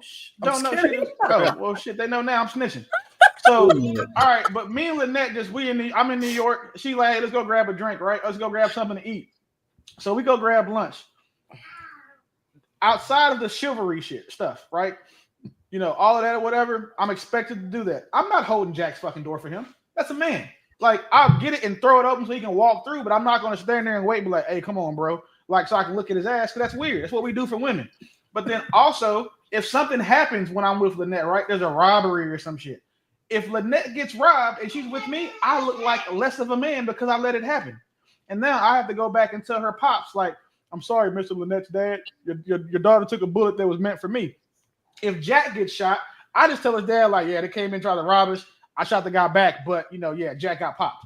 Right? You see what I'm saying? Like, there's no responsibility for you there. Really? What? Yes, I snitched. I thought the game. I'm Charleston White. I'm telling all 2025. Mom was minding his business, hanging with his lady, I'm sure, being a great dad somewhere. And welcome, Mont. Hey, what's up, yo? The financial aspect. If me, Jack, Jacob, Nayusi, and Mont go out to lunch, we're all probably racing to pay the bill. Or if we go out 5 times, none of us will pay the bill twice. But if I go out with Lynette 5 times, I'm paying the bill at least 4 of them. And the crazy part is, I don't even get to sleep with Lynette. So, like, there is no upside for me. There's no return on my investment other than Lynette gets to have the kind Willie version. It's like, oh my God, Willie was so cool. He's such a gentleman. But with my dogs and my fellas, we go out. It's cool. And then I can be like, hey, what's up, Lamont? I can be like, what's up, Mont? Or what's up, fuckface? He doesn't get mad. If I say, what's up, fuckface to Lynette, she might want to fight me. Like, I can be myself. I don't have to filter anything. If I tell Jack, like, I can talk to Jack and be like, hey, man, listen, this one time, bro, I was zipping up too fast. He will understand what I'm talking about. If I tell Lynette that, she's just going to think I'm stupid. So, like, it's a big difference. We got the same problems. We got the same problems, too. It's nice to hang out with somebody who has the zipper problem. You know? He gets the beans in the frank. I thought it was funny when he said, it's like taking your bra off, and he said, you get to hang out. I was like, okay. That was the point. That was literally my point when I said it. Oh, well, I'm glad I got it. That's exactly what I meant. Like, you just get to be like, oh man, like it's like a guy going home taking his pants off, like Al Bundy when he would like undo his pants and put his hand in there. It's like that, but with your friends, without your hand in your pants, because that would be weird. It's casual, no expectations. I think you just summed it up. No expectations. No expectations, and there's a level of freedom there that you just don't have with the opposite sex. You guys use some other words, but freedom is the word I would probably use. Freedom to kind of be yourself. Freedom just be. Freedom to say what's on your mind. Unencumbered. We don't have to put our phones face down. Yeah. Like, it's a lot. Yeah.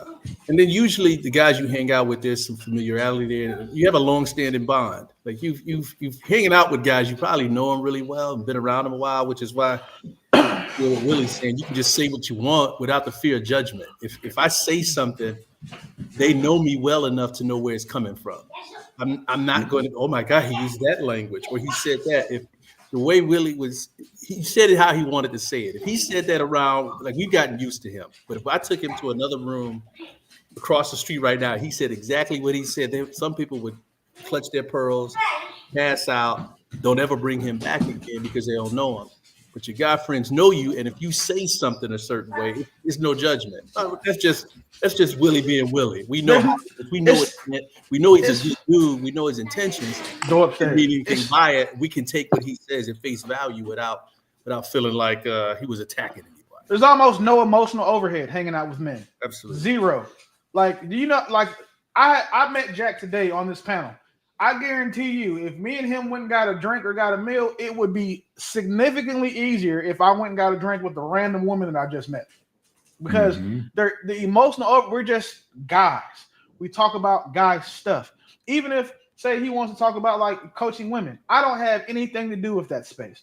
But I can understand him and I can relate to him as a man who is doing that because I can put myself in his shoes. Doing that with a woman who is like a woman's coach, I would never. I assume there'd be no sexual tension either. Like when a man and a woman hang out, that like somebody's always there. We're like a lot of times we're trying to figure out if it's romantic, and the guy is making some gesture, and it's like you're paying for Lynette's meal. She's trying to figure out like what that means. And with guys, there's usually not that there, and no shame if there is. Like that's just different, but. That's removed. That's off the table. We're not trying to get something from each other in the same way. I see men doing a like jockeying for position thing where they're trying to figure out who's like top on the hierarchy. And that can be it can be a limitation, but it's also something that you can address or call out or like shoot down pretty easily too. Yeah. I summarized what I have kind of heard men say, excuse me, and then I asked them if they agree with it and put a poll. So I said, here's what I summarized. The question I phrased for the guys was, I said, after reading your comments on why you enjoy the platonic company of men versus women, is this a good assessment? I said, with men, you can just exist without judgment, you can exist without judgment, unsolicited feedback, or expectations, and they let you be. They just let you be unfiltered and free. And 77% said I nailed it. 23% said it's more nuanced than that. Some of the answers, he says, yes, this answer is in the ballpark. As much as I appreciate my female friends, my male friends allow me to be less formal and rigid than I normally have to be. Someone else said, I think it's that we don't necessarily have to look after them or be protectors as well. We're free from the usual responsibilities of a man with other men. It's nice being free and getting to kick back and just be yourself. And then someone says, until you're put in that situation, if she's in danger, you want to check her. I don't think the other guy's confused. Okay. He said, when did we agree to enjoy platonic anything? Where was I? He said, he laughed. He said, that's a legitimate yet funny question. He goes, and so someone else said, do you not believe in men and women being platonic? And he said, not anymore. It's a scheme. Don't know what that means.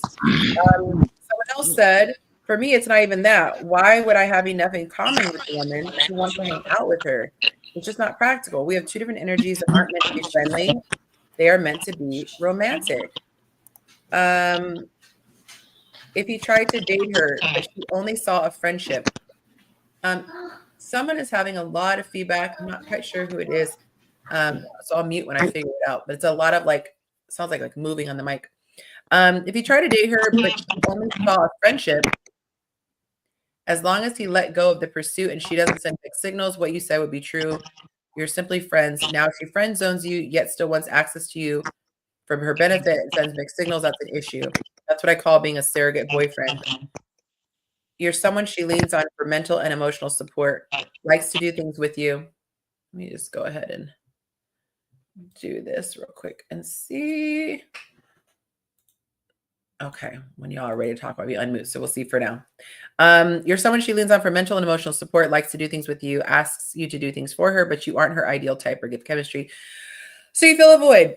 That is when you provide feedback and draw a line in stone because it's not healthy. Sad thing is, some women, your man is in the friend zone. Hope this helps. All right. Okay. And I don't know why. Willie, can you see? Oh, no, I found it. Never mind. Okay. So I'm going to see if there are any other things.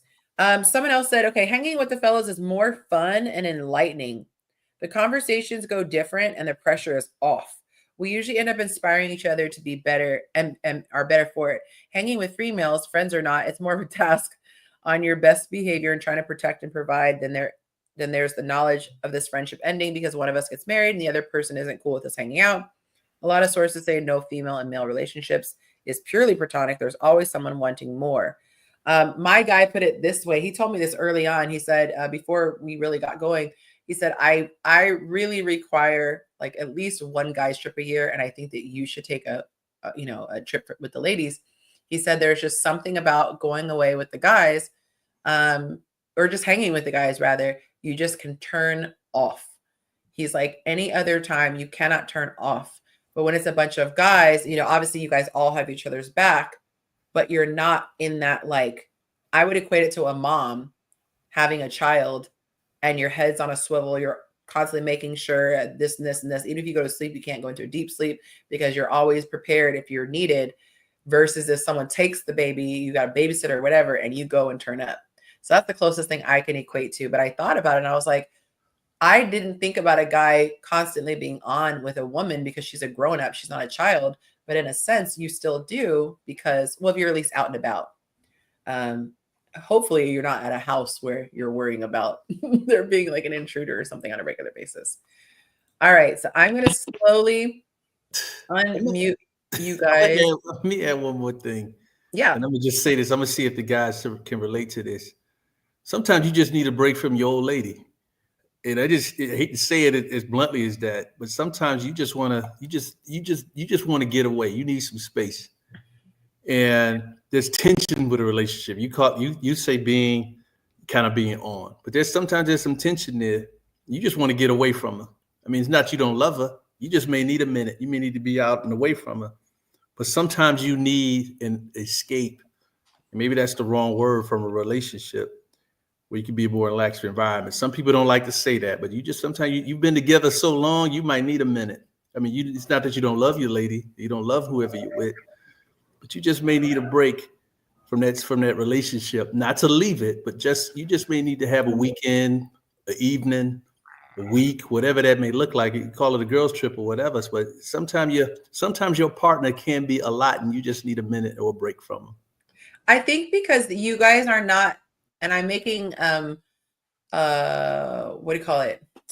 Where you're saying like generalizing. I am generalizing, so push back if you guys don't agree. But I think that most men are not wired for a lot of things that relationships require the way women are wired for it, which is why, like we're from kids set up to play with dolls and play house and all this. And you guys are encouraged to go play with trucks and dig in the dirt and what have you. So we're always have that side of our brain turned on and we're all about connecting and all that stuff. And so I would imagine from the guys that I've talked to, sorry, I just saw Billy's comment about the grandmother. I would imagine take it. I would imagine for the guys that I talk to, it feels like work doing the relationship stuff, the relating stuff. And although you enjoy her and it's worth it at the end, it sounds like from the men I've interviewed, it feels like work So it feels like being off the clock for a little bit versus a woman. This is our happy place. We could talk about our feelings and how to get closer every day and probably not feel tired of it. How does that sit with you guys? Is that Can we put an age limit on the women that you're just described? Because I think that's like 35 and under. All they do is post Instagram videos, twerk, eat Takis, and lie. not eat Takis and lie? Yeah, I think there's definitely an age post group naked that pictures too. yeah, there's definitely an age group of women that you just described that is not the majority of, we'll say, women who are of dating age now. I would try to word that politely. Okay. But Really, there's older women that's posting the yeah, because they're videos, trying to like, compete with the younger women who get the men they want. Like, exactly. but we're not talking about those women because they all end up dying old and alone anyway. But we're talking about the ones that feel like they have hope, or like, you know, just the subset of women who like actually do those things that she's talking about. Because I guarantee you, I don't think that most women under 30 had dolls growing up. They had like video games, pit bulls, and like Nintendo cartridges and shit. Like, I don't think that they had like a kitchen set growing up. They probably had a mechanic set before they had a kitchen set anyway. So Well, yeah, I'm part of that generation where my mom, growing up, a lot of us was tomboys. So we would be outside with the guys playing scullies and, you know, then we playing hopscotch, then we riding the bikes, and then we roller skating and all these things that we were doing when we were younger until, until now. So I agree. A lot of us didn't grow up with Barbie dolls and houses. And I mean, I had a few Barbie dolls, but my mother also was like, go outside. Like, there was no inside. Everything was outside.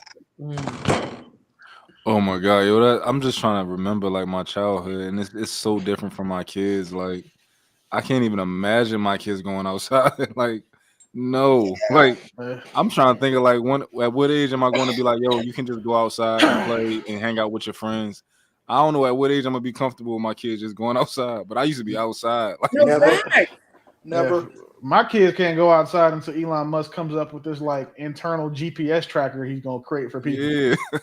Like, I barely let my daughter anymore. at 13 go on the driveway with the security camera and the video is on watching her. And Yeah. like Mom said, we would leave and go and come back when the street lights came on.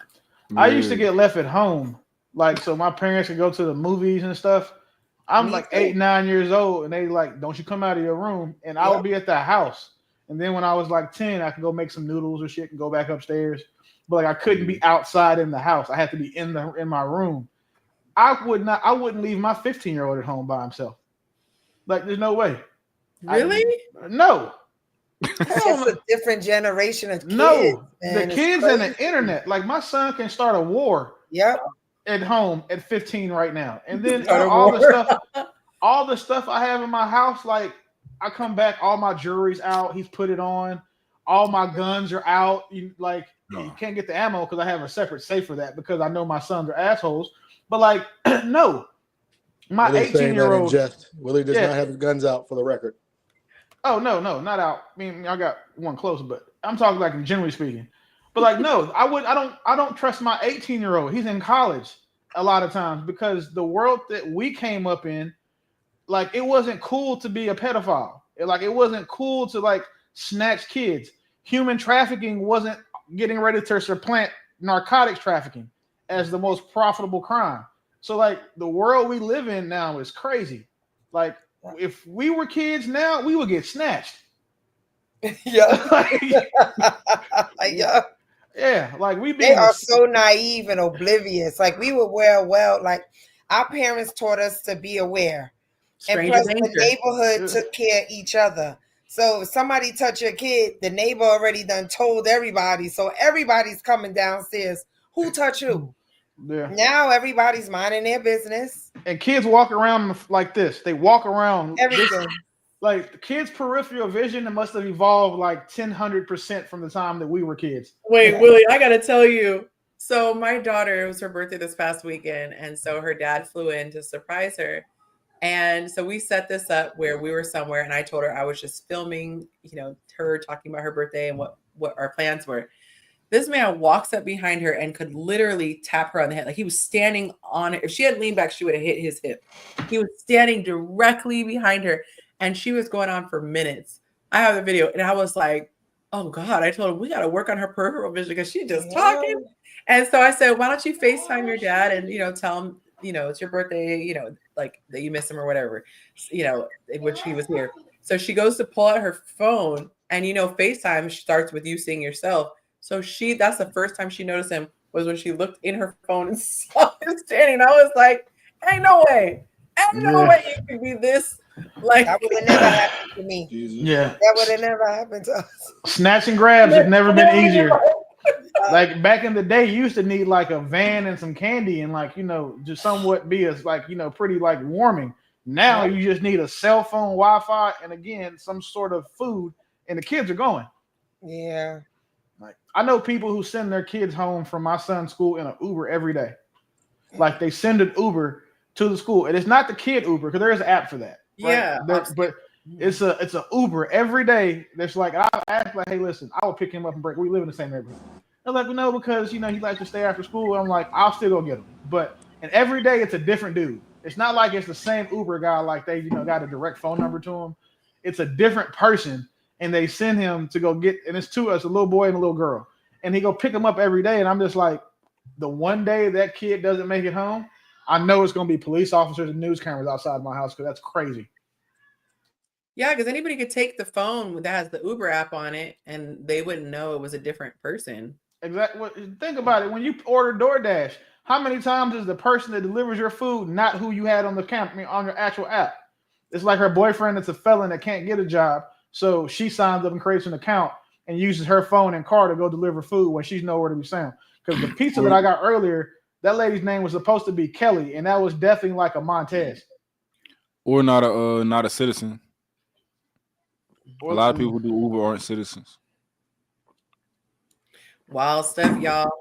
True. You guys, it has been a little while since we have had a submitted question. Fuck. Jesus. Oh, okay. It's from Mont at least. Oh, sorry. No, I clicked the wrong thing. We got a Mont ass section.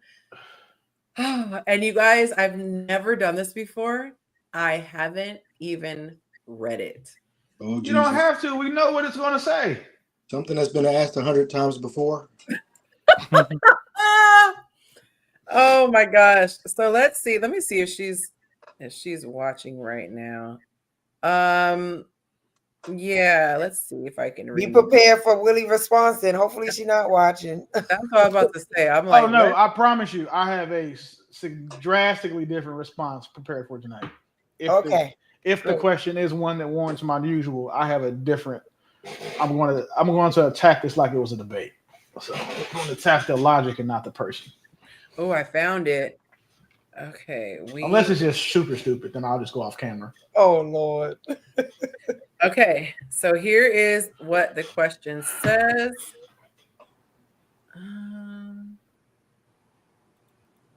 Okay. Oh, silly me. I forgot to even put it in the queue. Hold on, guys. Hold on. Are you going to read it out loud? Oh, I'm going to put it on the screen too. I might have you you read it. Sorry, guys. I have it queued up, but I forgot to. Would you like to read for the class? Hey, listen, I can actually read, so I have no problem reading. He does a really good job. All right, cool. So I was talking to this guy from out here. So I was first of all, no man is reading all this shit unless you're having sex. But never mind. Okay, cool. So I was talking to that's my most. You gotta be my girlfriend for me to read this. Not us. This is one of those. I find it funny that. All right, so I was talking to this guy for months now. From last July, actually, I hate the way she talks. He was my school senior. We spoke really well for around 1.5 months online. I'm sorry. I went to public school. What does that mean? My school senior. I was he was a year ahead of her. I'm just going to use context clues. I think that he was like a year or something ahead of her. But So he was just a senior and she was something else. She was a no, freshman. no. She could have been a freshman. He could have been a sophomore. Like being your senior just means you're older ahead of him. That's all. But she should have like this. Siri screwed her because this spell check is terrible.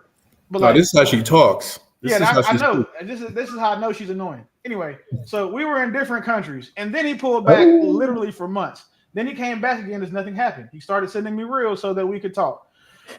Even I started doing that, replying to his story to stay in touch with him. We had conversations where he would reply quick back then, and then just let me know if he has some work or is going to reply late. But now I have observed that he has been replying like very late, dry replies. So I started not to reply at all, but he would still find a way to contact me again. I was so done with him that I told him yesterday, kindly stating that I'm not one for prolonged small talk, and I don't ever want to talk to him. As I have seen his followers list, I see many random women who don't even follow him back, or it's an OnlyFans account. I think he is a red flag. What do you think I should do if he texts again? And why is he doing this? Before we read this shit, do you know how bad you have to talk on your phone for your phone not to automatically capitalize the letter I? Like this is like a huge indictment on her vocabulary, because that means you habitually make these mistakes. Okay, we're gonna focus on the question. Well, I'm good at reading these. I get these on Instagram all the time. And sometimes they're coming from like too, Jack, they're coming by the way. You across have your the own border. segment. They're coming through Translate, or they're coming from somebody who's like, I don't even know what language they speak half the That's time. a good point. So this lady is from Mississippi. or they could, who knows, be from Mississippi. I don't know. But yeah, so sometimes I know they're working with a translator, so I give them the benefit of the doubt. Thank you. Sure. And I think she's working with some wisdom there, that she's like, well, he's not texting me, I'm not going to text him back. And what I tell my clients to do is just like, look at how this person's treating you, rather than wondering a lot about who they are or what they should be, like what they're thinking, what they're feeling, all that. But rather like, hey, is this behavior working out for you? Do you want to be with a guy who texts you, just ghosts you for months, and then doesn't text you back, or texts you back really dry, like she was saying? So, I think she's onto something. So I bet she already knows her answer about what she's gonna do if he texts again. But it's hard. It's hard to do that. There's the hope there. I could not agree more. And this is kind of in line with what I was saying, when the client is focusing so much on the guy and what he's doing and all that. But at the end of the day, the bottom line is it working for you? And I see this all the time where the women want it to make sense. It is as though if there was this answer, okay, there's this desire for it to be that he's not a bad guy, or that he's not misaligned with her. If they can somehow come up with a realistic reason why he's doing this. He fell down a well. He's been down there for 2 weeks. He has shoddy cell reception. And every couple of days, he gets enough strength to pull himself up just enough to get a signal. And then that's why he's doing, like, they want a reason why, make it make sense. They want a reason why the guy's doing something, but the reason doesn't matter, respectfully, because the behavior is still the same. So I just wish for my sisterhood that we could let go of the desire for the why and focus on the what and how it is affecting us. You are asking questions about this. And I usually say, if you're at the point where you're DMing, asking questions and trying to figure it out, it probably isn't your person. Because when you click with someone, it doesn't take all that. And I don't mean this in a mean-spirited way. Like, we have Lynette here, who met her guy. I'm sure she didn't have to climb Mount Everest to try to decide if he liked her or not. Do you know how tall Lynette is? She did it in 2 steps. She said 1, 2. And I'm saying like the guy had to climb Lynette. So you know what? Yeah, you walked right into that one. Yeah, I'm just gonna leave that. I'm gonna try to move on. Let me help me understand this, guys, because I don't catch feelings strictly from just texting like this. They have to send you like an alphabet letter. I didn't hear. Okay, we're not doing this today. I didn't hear anything about we met. We had a good time. We got to know each other. Is this where we are in 2025? In different countries, Jacob. I don't care where we are. No, I'm saying the people are in different countries. I get that part, but you're in love off of just a text conversation.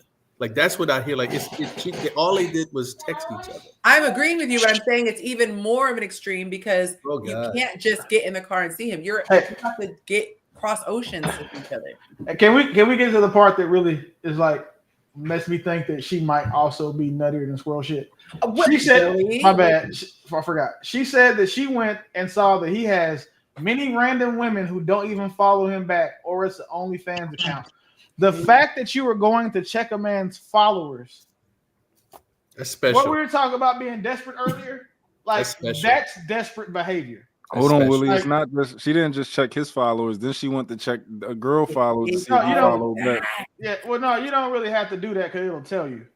Like it'll tell you if somebody else follows that person back. Yeah, it'll tell you like if they follow you back or not. Like when you, oh no, you're if right. Follow you back. Yeah, you're right because if you go look at it, it'll say, do they follow you back? Bro. I'm sorry. Let's go ahead and refer back to my acorns, pecans, almonds, walnuts, cashews, sunflower seeds, all the nuts. I don't know. It's not even my money, but I think you owe Willie money back that we waste talking about this discussion. You ought to give him like 5 minutes back or something like this. We shouldn't even have talked about this. God bless us. Let's go on to something else, please. I feel like it's an overall message that needs to be learned here, like by women. It's like she looked for reasons to disqualify him, but at the same time, but at the same time, it's like I think women put themselves in this state of where they act like they become easily susceptible to scams. They just put themselves in this state where it's like, all right, let me just find a reason that's let me find that 1% instead of the 99. Like, let me find that other 1% chance that like something reasonable is going on over here, and they just always do it. Like, let me go find some shit, and then when I find the shit, I gotta pretend like I didn't find the shit because I like the guy who did the shit. Like, it's like when I used to be a worse person, like and when I was like dating different women. And I like how you phrase that. When I used to be a worse person, and I was dating different women. What? A worse person. Try to clean it up. Yeah. Adds that to my library. and I was dating different women. It's like women would find something and then they would ask me like a question. I'd be like, you found this? What do you want me to lie to you? You're giving me an opportunity, and it's like you want me to tell you a reason of why you found this, and I'm like, yo, you found it. Like you found it. Stop dating me. And they're just like they want you to hit them with a lie so that you can keep dating them, so that they can keep dating you. So it's like an addict for a drug, being like, I just need someone to tell me why I shouldn't do drugs, even though their teeth have already fallen out, they stole all their family shit, and now they don't have like anywhere to live. But they just need someone to tell them like meth is bad. Yeah, that's insightful. That's like a drug. Somebody's on drugs here. Like I see all that energy, all that nervousness. There is like a drug thing. Because there is you get a huge dopamine spike from when someone you like when they hit you or they message you. Yep. It's natural to get that dopamine spike. Like you get it when Monte texts you or does something nice. Like Lynette gets it when her dude climbs Mount Everest. Like we all get a dopamine spike from things that we enjoy, right? So this dude messages her. Sorry, let me stop. She's probably like writing a work email. Bro, text her on Instagram. She just goes outside of Outlook and goes straight to Instagram to respond to his message he hadn't sent her in 3 weeks because she's been waiting for it. It's like that kid at Christmas syndrome. Like, kids wait. Kids are, don't give a shit about Christmas till right before. But right before Christmas, oh my God, they're like, is Santa here yet? Is Santa here yet? No, it's December 15th. He'll be here in 10 days. Like, they get like that, and then as soon as Christmas is over, no one cares. Like, she's found her shit already. She knows what the problem is. She's already done it. She's already seen it. But then she's still attached to this dude. Like, she's not going nowhere. No, She's at sending all. this letter, and she's gonna continue to text him She and gonna text give him him. and text him. I'm telling you, they gonna link, and she gonna give him some, and then she gonna feel like he played her. He The wasted her whole time. the whole Yep. time he was telling her like, "Hey, listen, I only want to talk to you when it's convenient for me. If I hit you up, I hit you up. I hit you up at 3 o'clock. I bet you all of those messages are probably in the evening, later time. They probably don't talk on the phone past 6 p.m.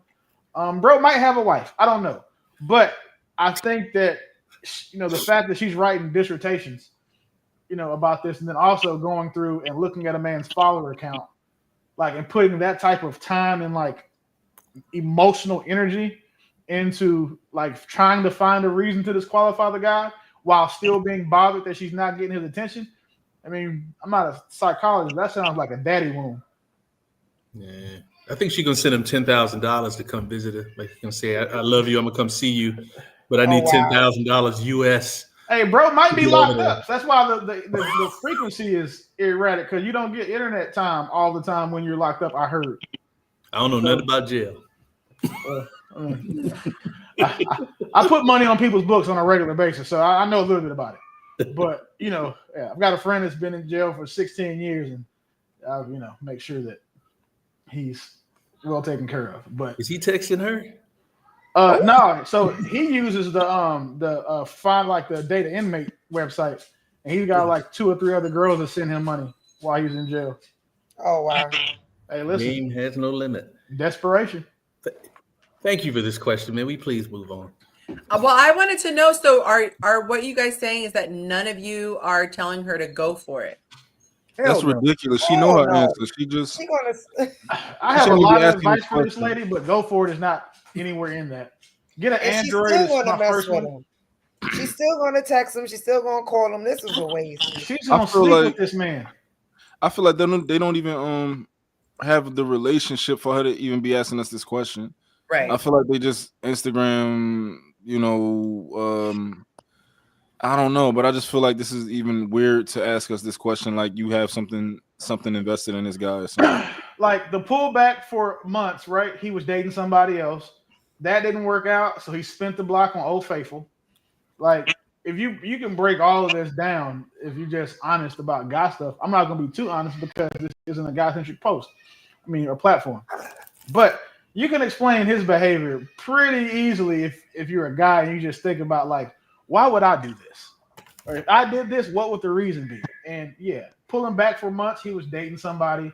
He thought it was going to work out. He probably messed that up, got caught doing whatever he was doing with the OnlyFans girls, whatever. So now he's coming back to the girl he knows is going to be there when she's convenient. Like, a lot of men at some point in our life, we have all had that convenient girl or girls that we would pick up things with when we were single or fresh out of a relationship, or we weren't being fulfilled in our relationships. I call them utility belt women. Like, we have those because they keep us grounded and they also keep us, full. Some guys use utility, Swiss Army knife women to get the 20% that they don't get from their wife or their girlfriend.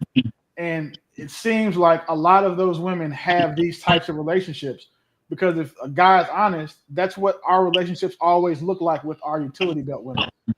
It's sporadic, in and out. Communication is, whenever I want to, and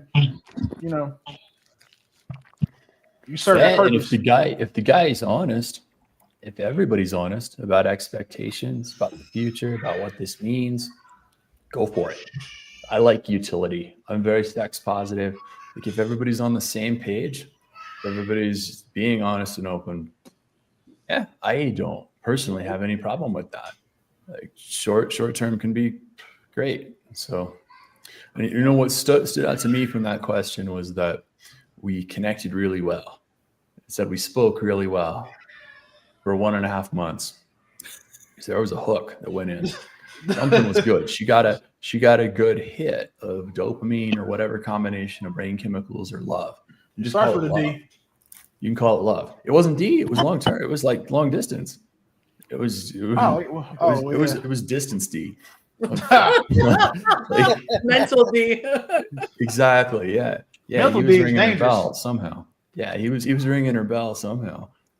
Or it could have been somebody who's out her league when she was in high school, and now with the opportunity, she's just trying to take that opportunity. She was idealistic about something for sure. Being idealistic about men is a very, very, very dangerous thing for women to do. That part. And I hate to say that out loud. Yonci, I'm just saying. That's a what? You didn't have to agree so fast. You could have delayed the support of that statement. You just Wait, agreed way too fast. No, I was agreeing that women shouldn't be No, he didn't even idealistic. finish the statement before you start agreeing. You know, It was about women. Yeah, you just there's men who perfect that, and you'll see them on social media. It's a few men who perfect that. Of course, it's like the ace metaphors and all that. Well, they try a little harder, but like it's some guys on social media who really perfect the idea of being potential to women. Like so it's a few guys I follow, and they because I like their content and I try to like see how I can take some of it, but they do like this idealistic aesthetic for women. So like there'll be a single guy, right, and a woman will see him and he'll be like, oh, he works out, he goes to the gym, oh, he has plants in his house, okay, oh, he reads books, he's posts himself reading, okay, oh, he goes shopping and buys healthy food, oh, he has a dog, and it's like this guy will be single for 20 years and nobody asks why, but these guys are like they perfect the illusion, the idea of their potential, and that view and that aesthetic of like this is the perfect guy. And men, we know women dream about that. We know women look at us in our nice house with our nice stuff, and they try to picture themselves in that house with us, with those nice things and that nice stuff. But these guys are habitual daters, and they sharp, they super sharp, because they know exactly what you want and they know exactly what you're doing and they know exactly how you view them. And they the worst ones. They're the worst ones. they snipers. Absolute snipers. You had mentioned Willie. Oh, sorry. Was someone saying something? Nope. I was just hoping I didn't get tagged or anything the mom was saying. That was all. Oh, you had mentioned about a woman being utilitarian, she's a utility in your utility belt. I had a woman ask me today, or not today, this week in my DM me and ask if a guy, because I had talked about men putting women in the for fun only category. So she was saying if she messed up basically and got put in the for fun only category, can you come back for that? Can you come back from that?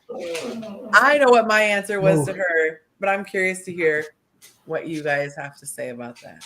Yeah, it's real hard. It's hard though. And listen, all things are possible through Christ who strengthens me, right? But I'm not going to say that it's impossible, but it is improbable. And it depends on why we put you there. If we put you there because we thought that you were already outside and wild, you know what I'm saying? And then we find out that we were wrong, right? Oh, okay, we can look at you a different light. But 99 times out of 10, a man is not wrong about how we classify women. Men are great at vetting women as far as their suitability for like long-term commitment, because we have to be, because it's a risk for us to do that anyway. So if if I classify you as like, mattress food, or you're a mattress actress only, like I have not been wrong yet. Like, I mean, I have a child by one, but that was accident. You was young. I was young. Yeah, I was super young. So now you said something I couldn't hear him. You saying no? He can't hear you nicely. Nice, you're muted. Y'all hear me? Yep. Yes. It sounds good to give these extended answers to these questions. The answer is no. Yeah. I told her there was like 1 in a million. I said, so, Yeah, so you're going to hear an anecdotal story or somebody who I said, but for the reasons you're asking, the answer may as well be no. Don't even waste your time. Don't waste your energy. Who wants to try to come back from -75? Like, may as well start with someone you're already at 0. But it does depend. It does depend on what Willie said. There are cheat codes. There are cheat codes though. Not even when you say cheat codes. Like, for example, like I thought a girl was mattress food in my past. She did not let me get them draws. The exception proves the rule. Yeah. I didn't see her text. So like you can do it, but it depends on the reason. Like if we put you in there because we know something about you, it's over, right? Right. But like when Willie said, like if it's a chance we might be wrong, we might think that you something, and it turns out you not that. You know, you might be able to get out of that, but it's unlikely. But you know, like if you dress a certain way, it's like all right, it's done. You dress a certain way, we don't like it. You know, you dress like a hoe. Yeah. Whether I you a hoe or mean, you not a hoe, it's just you know. or we assume like one of the fastest ones for me is I look at your friends because birds of a feather do indeed flock together. Like there's always a one off that if it's 6 of y'all, one of y'all might not be a whore, but my luck is never that I find that one.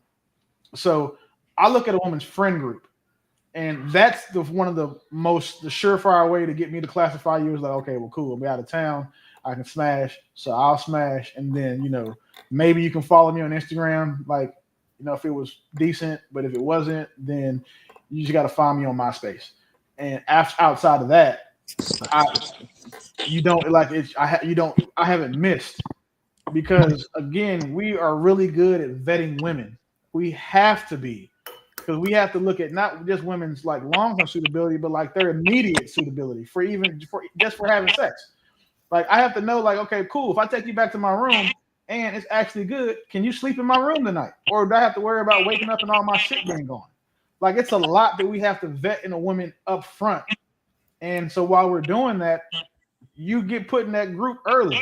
Like you can see a chick in a club that's bad, physically what you want, but you don't know anything about her personally.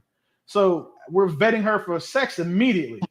But then say we have sex and find out that, oh, this really was like a one-time thing.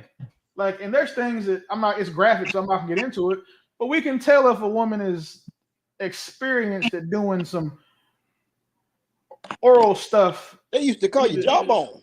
Yeah, like you can tell, like if she starts off with the 3-hand twist, like this isn't her first rodeo. But if she's like timid when she's getting into it and finally loose, and it's like it's just decent, you could work with that. But if she's like a mattress actress, like porn star from the first jump, definitely not suited to be in a relationship. Because why are you doing this to me on the first date like this, man? Like there are no rules now. You done opened up your entire body to me, and you don't even know what my real name is. Like imagine someone telling you that they slept with me and like they were like, oh yeah, Willie, like, and then like saying like, oh my God, can you help me find him? I can't find him. His name is nowhere on the internet. Like, can you imagine that happening? That happens to a lot of women. Yeah. Like, but also it's not at my expense. Just to get to 4 hours. It's not in a man's nature to it's not in a woman's nature to go after men, right? Like typically men start out like not ideal for women and then they work their way up versus it's the opposite for men because we go and we see what we want and we go get it, right? If I'm a man and maybe a girl don't think I'm all that attractive when she first meet me, she's giving me opportunity to work my way up so I can do certain things, I can be persistent or, different things. And then she might be like, you know what? I actually like him, right? You can go from here to here.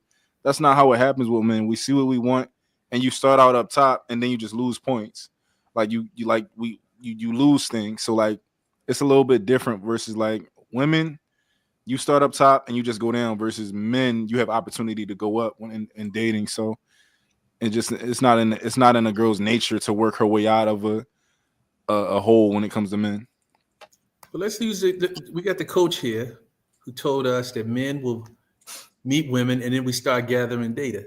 Mm-hmm. So you already starting the process. You're already vetting. You're already figuring things out. So she more than likely, since we want to leave some room for change, she got in that category for a reason.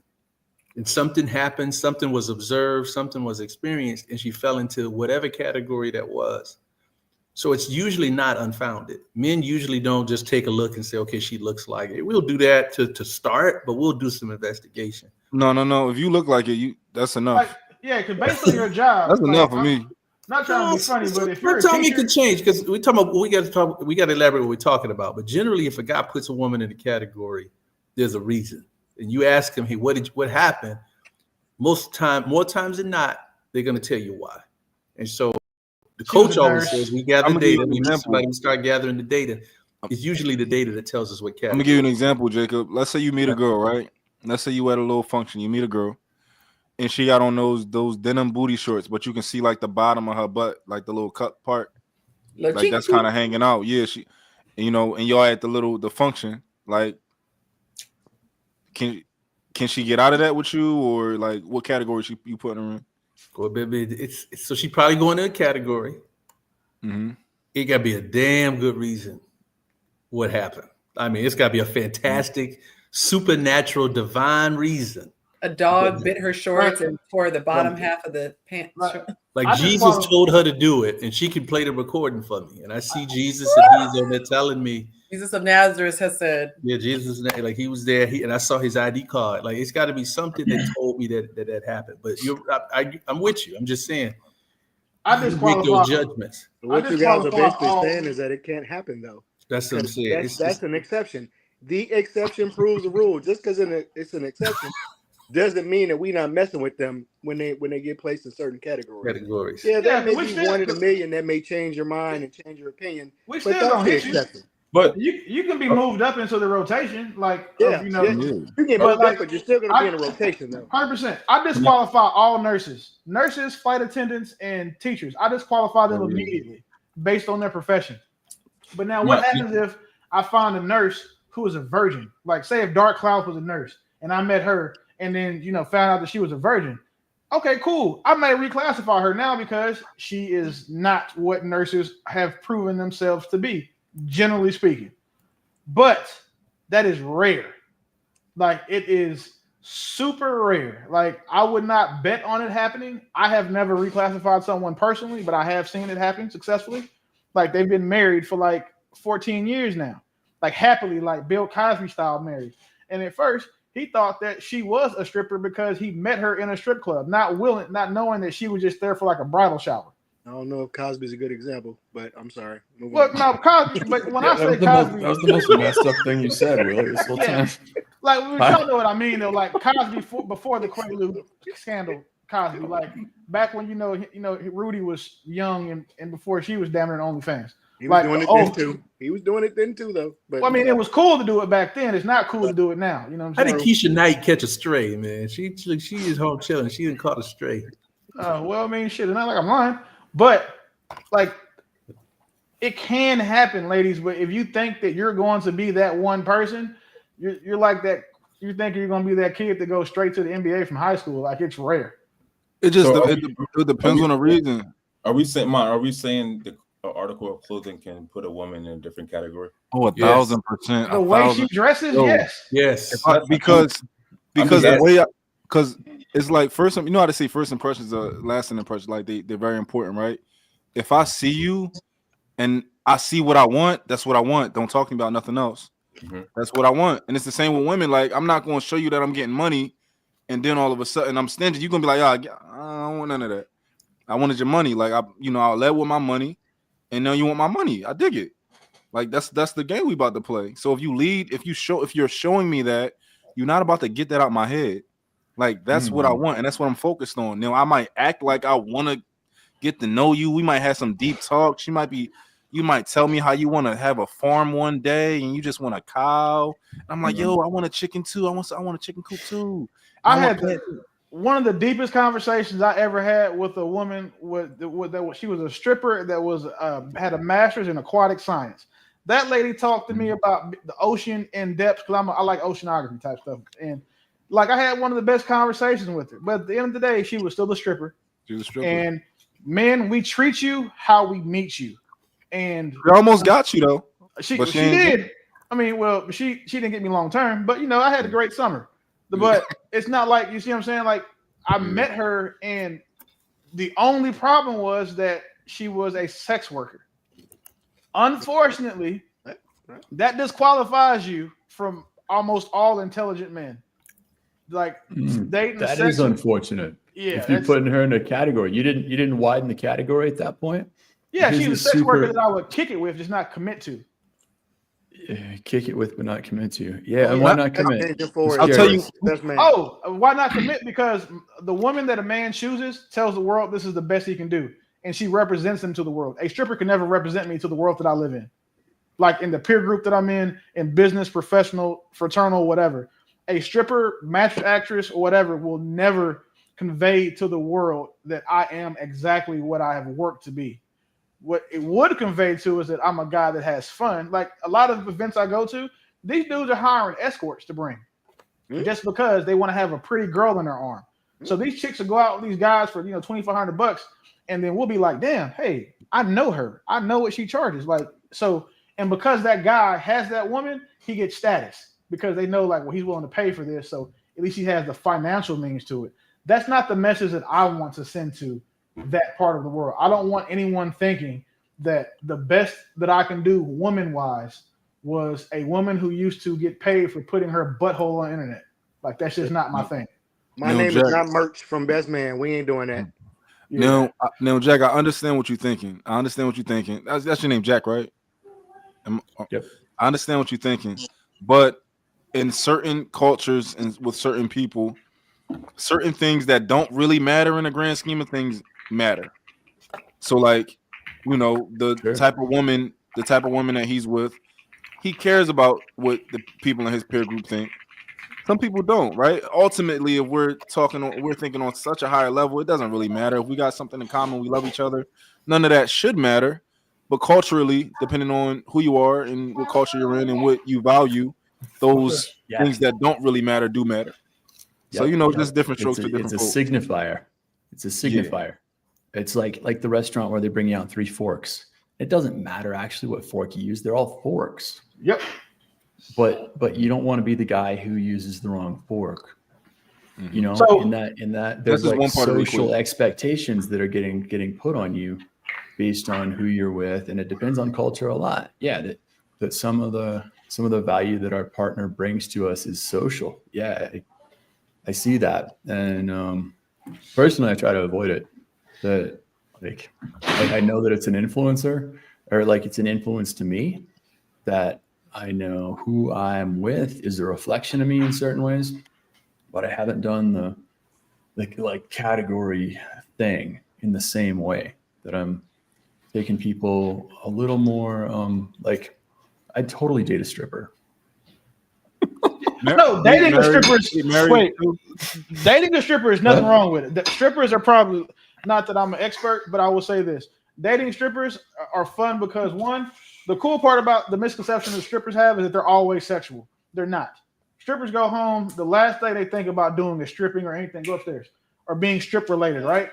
But what I will tell you is that when you hang out with them, you are going to have a good time.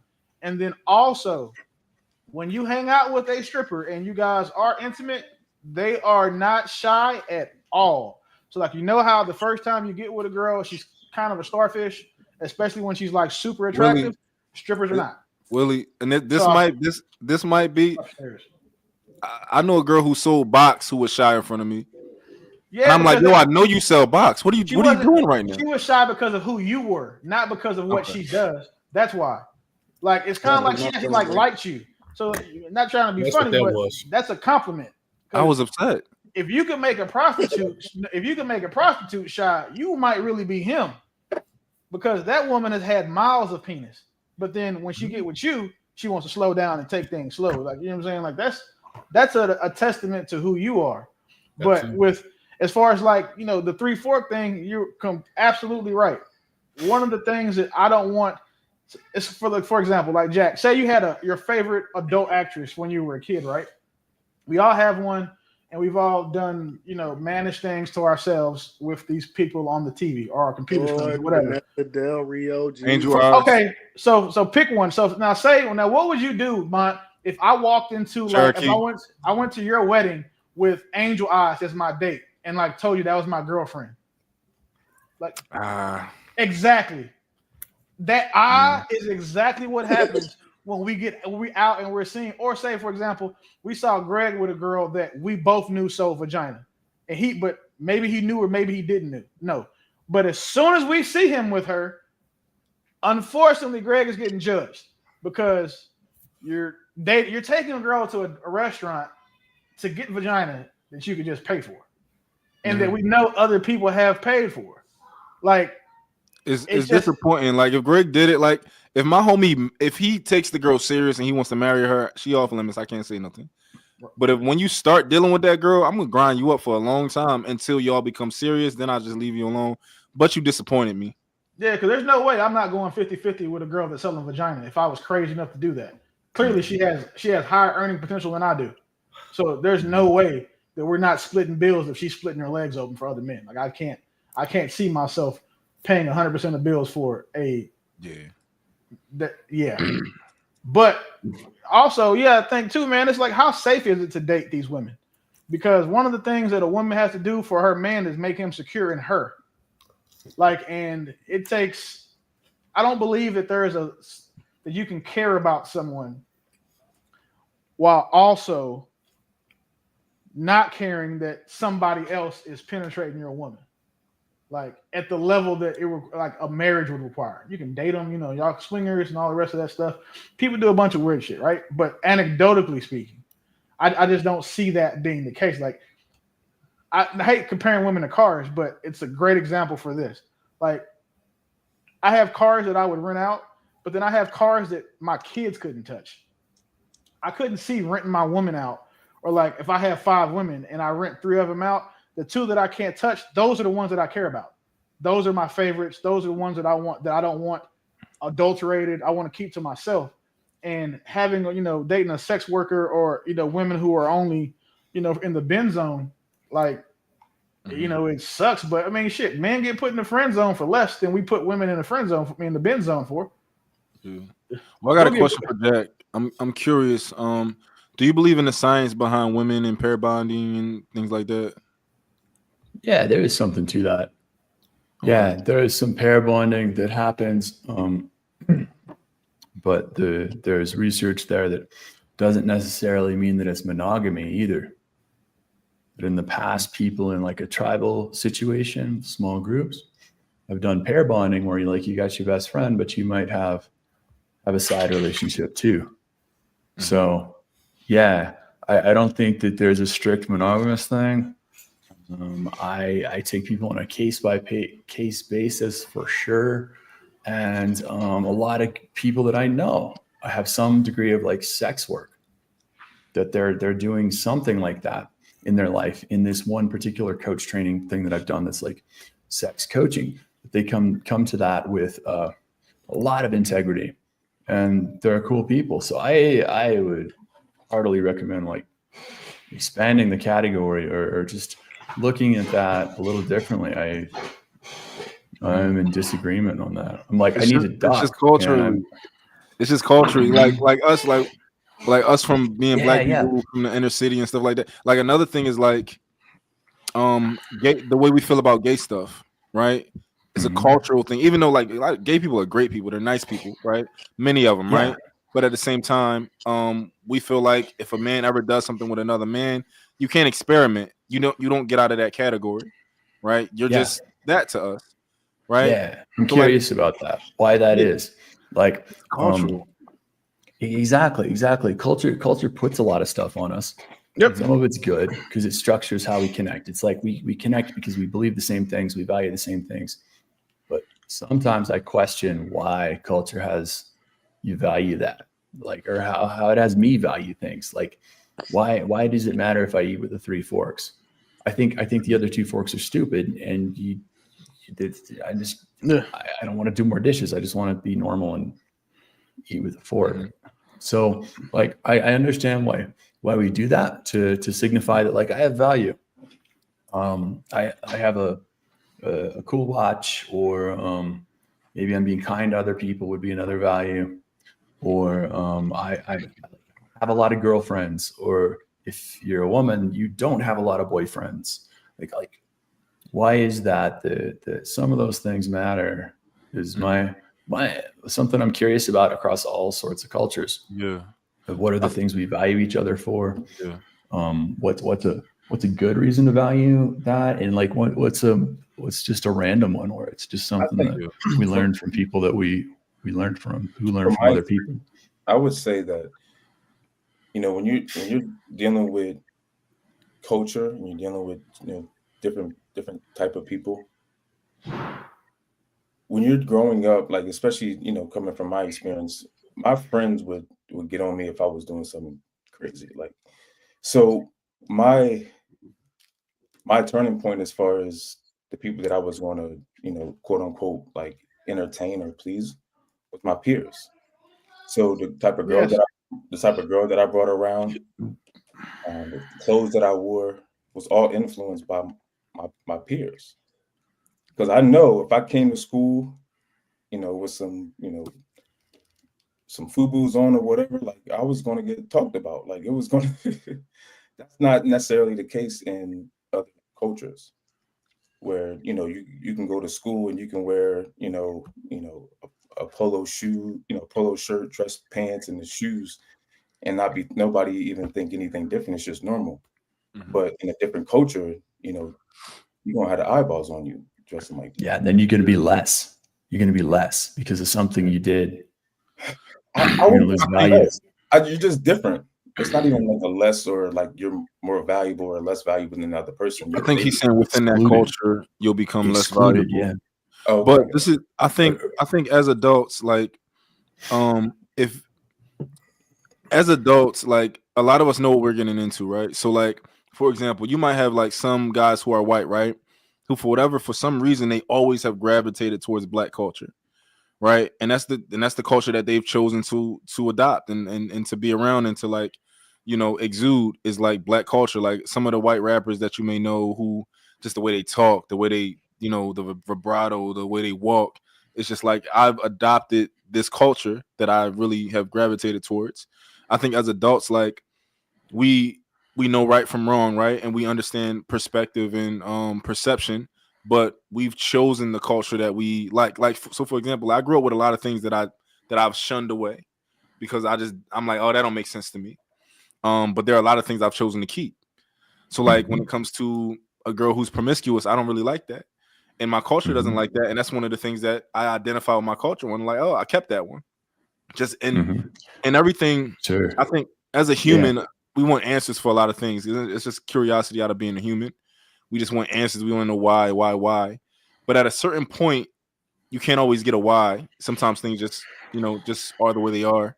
Like certain other cultures, just like you, like, yo, why do you feel that way? Why, if I come to your house and you offer me some food, I gotta say yes? Why can't I say no? And it's like I can ask why all day. I'm not changing it. And at the end of the day, like, do you like the culture you're in? You do? All right, perfect. Fine with me. That's your culture. So, I get it. It's unnecessary, but most of the things that we do are unnecessary. That's good. You're choosing for yourself. Exactly. You're keeping what serves you. Exactly. And some of the service may be social, that you're getting something out of it in terms of being part of the culture and esteem and all that. People are looking up to you because you're doing the right things within that culture.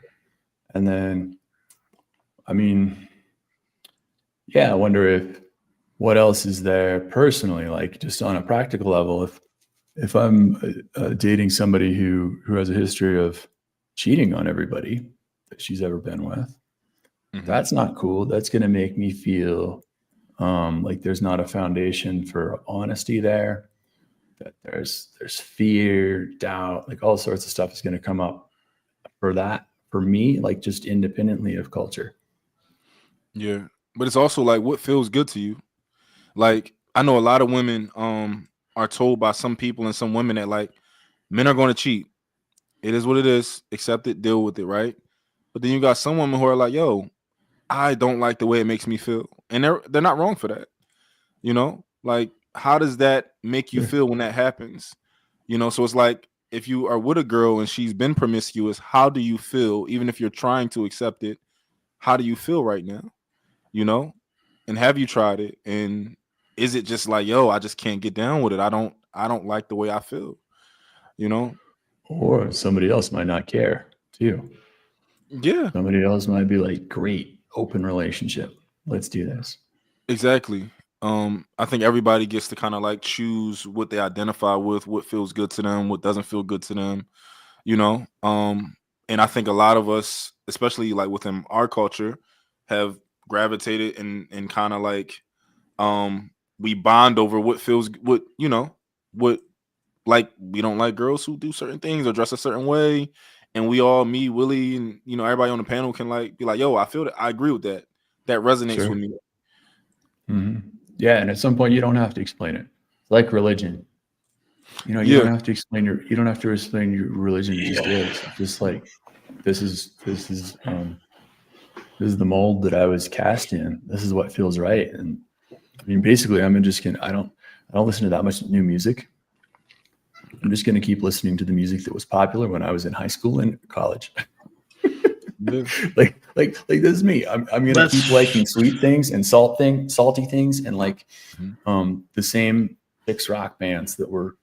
So yeah, I hear you on that. That it's like there's some things that you're just gonna keep without, as part of the values or culture without questioning them. Yeah, and I some of it I push back on the categories of that I personally question, and it's a difference of opinion that I am gonna respect ultimately. And I love that.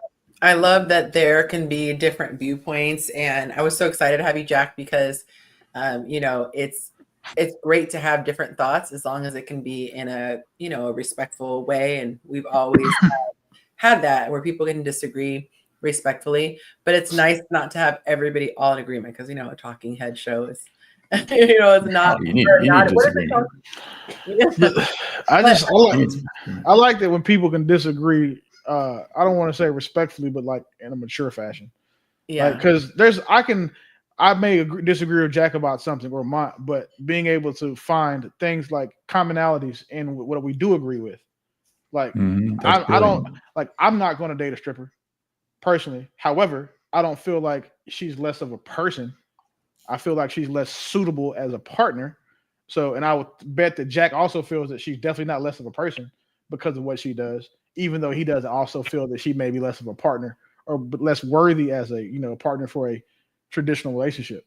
And I think a lot of the times that when that happens, it's nice to see it, but I would like to see it more between men and women, because with us, we all know that we have that nuclear option.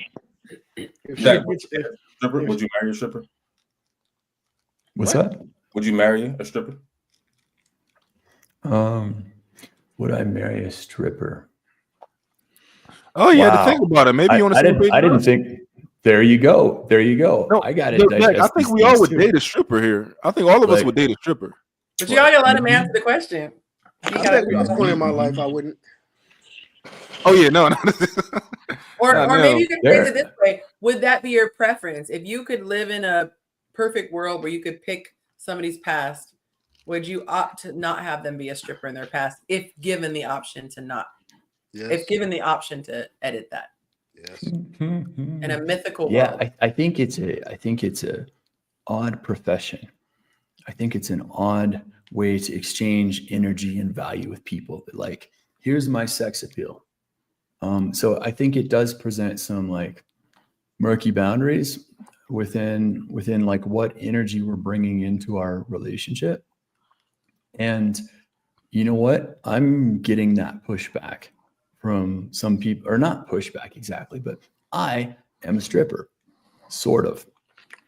Like the coaching work that I do with women on Zoom, it's re-experiencing relationship.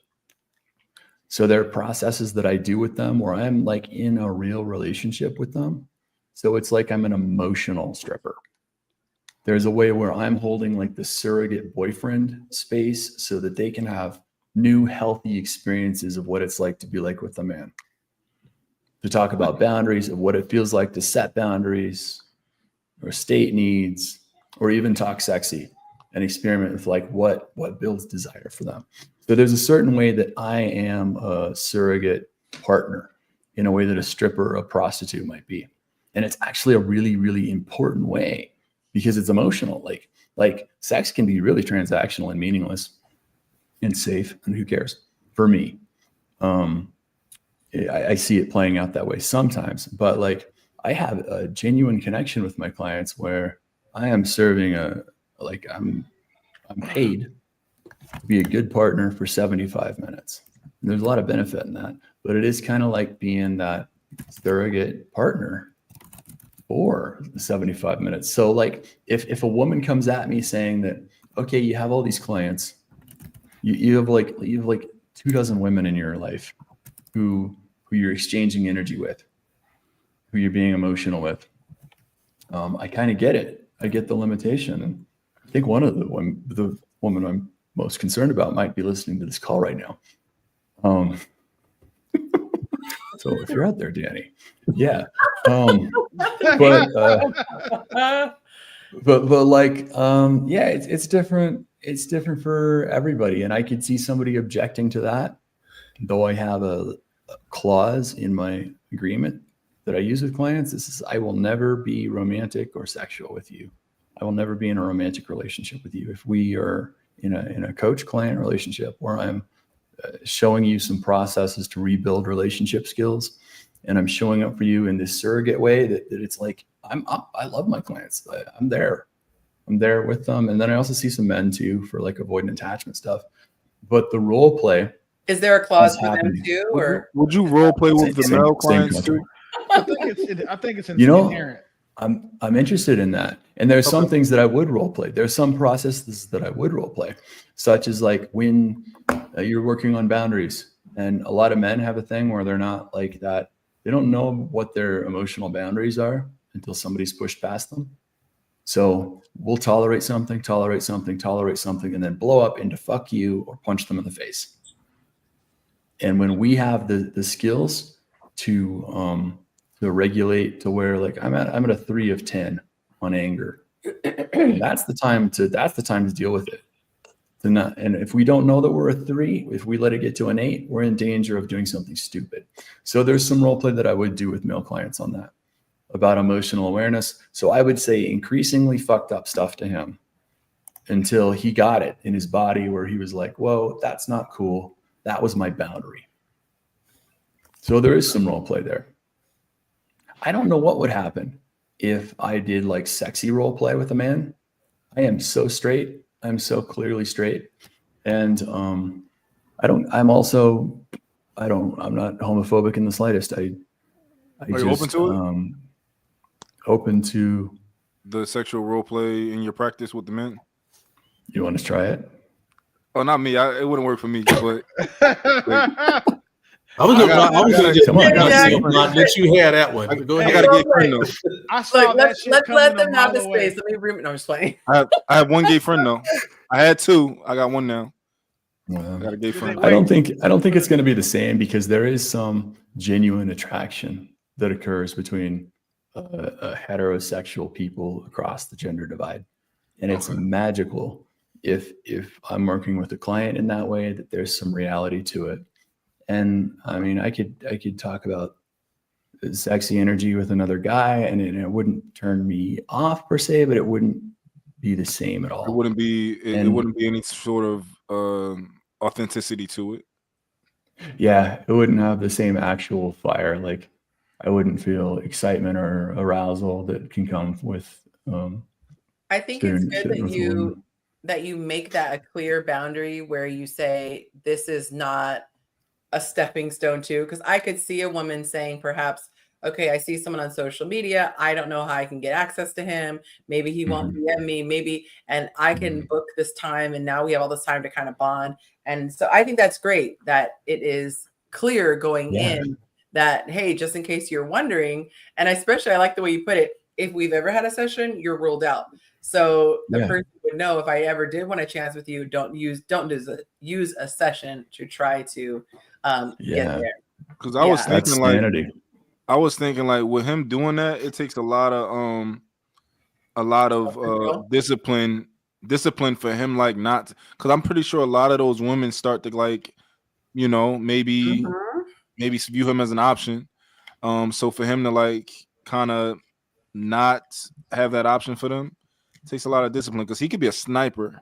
That exactly. He's the fox that literally watches the hens. Like, but let's keep it real for a minute. Thank you, sir. If you've had a relationship, okay, let me speak for myself. Let me not generalize. When you talk to a woman, you've been their friend. This is usually where it ends up. Eventually, what my experience has been with women who've tried to befriend me, I just want to be friends. 100% of the time, it comes out, we should hang out sometime. But he's you just naive. You just naive, Jacob. Don't nobody want to be your friend. Could be. Nobody ever trying to be your friend, Jacob. That's what. But again, but it's okay. Let's go back for a second. They're trying to give you them letter J's. I was about to say they trying to have Bible study and give you some letter J's. Just don't listen to them. We just gonna talk. We just gonna. They were like, "You like plaid? I'm picking up on you like plaid." Okay. But if that's the case, I'm gonna go with that for a second. If that's the case, I guess the lesson is here: say what's on your mind, because we just got through a conversation that says once you're in a category, you ain't going nowhere. So if your intentions are something else, open your mouth and say something, or say that's what you want, or say what you're interested in. Like, you don't have to be the aggressor and do the chasing, or women's, men, all this whole you find a good woman, all this we just misuse the word like crazy. I heard a pastor talk about him and his wife. In your voicemail? How we do this? I mean, since we're here, Jacob, I'm gonna keep going. I'm just keep working through this. And what he said is his now wife told him at one point, like, I'm really interested in you. Like, she just said it. Wait. The pastor's wife said she was interested in you? She said she was interested in her husband. Is what Jacob, you reckon Bible? You Bible? You know what? Just forget it. You know what? I'm gonna start boycotting. I'm just go back in the comments again. See, this isn't working. Well, I guess the point I'm getting at. Okay. See, this Jack. You know what, Jack? I'm just gonna stop right now. This ain't working for me. Sorry, Jacob. We couldn't resist. We tried to figure out what the pastor's called, and we never thought it was because you were hitting his wife. I'm sorry. Go ahead. I didn't think he was that type of gangster. I didn't either. I'm not even gonna lie to you. Okay, we promise we're not gonna. Let's go to the next question. Let's go to the next topic. I'm not done. I got jokes for years. So what you're saying is you think that the woman should say, "Hey, Jack, I seen you making this awesome content. I noticed you have a strong jawline. I would like to be more than a client for you," and she should just make it clear. Something. Yeah, that's happened. That's happened for sure. So it's important to be clear about that, and I don't think it's a bad thing. It creates an interesting energy to work with. There's a lot of my clients are doing a thing where they're really worried about having a committed partner or somebody that they can feel safe with, that they need. Mm-hmm. And it's a chance to feel safe with somebody who they can't have. And that's an interesting thing to work with, mm-hmm. to work with, to try to heal and grow. There's no fear of losing. Question. I have a question. It's already lost. I'm assuming you're single, right? I am single. Yeah. Yeah, there isn't I'm single, but there's a woman who I would not want to hear me say that. Like, I have a romantic partner in my life. I was going to say, you think there's someone I'm increasingly committed to. Do you think I love the clarification. You think I like the way I'm adding that to my fucking book too. There's someone that I'm going to add worst person. But back when I was a worst person, yeah, that was tough. I'm putting that on the hoodie. But Greg.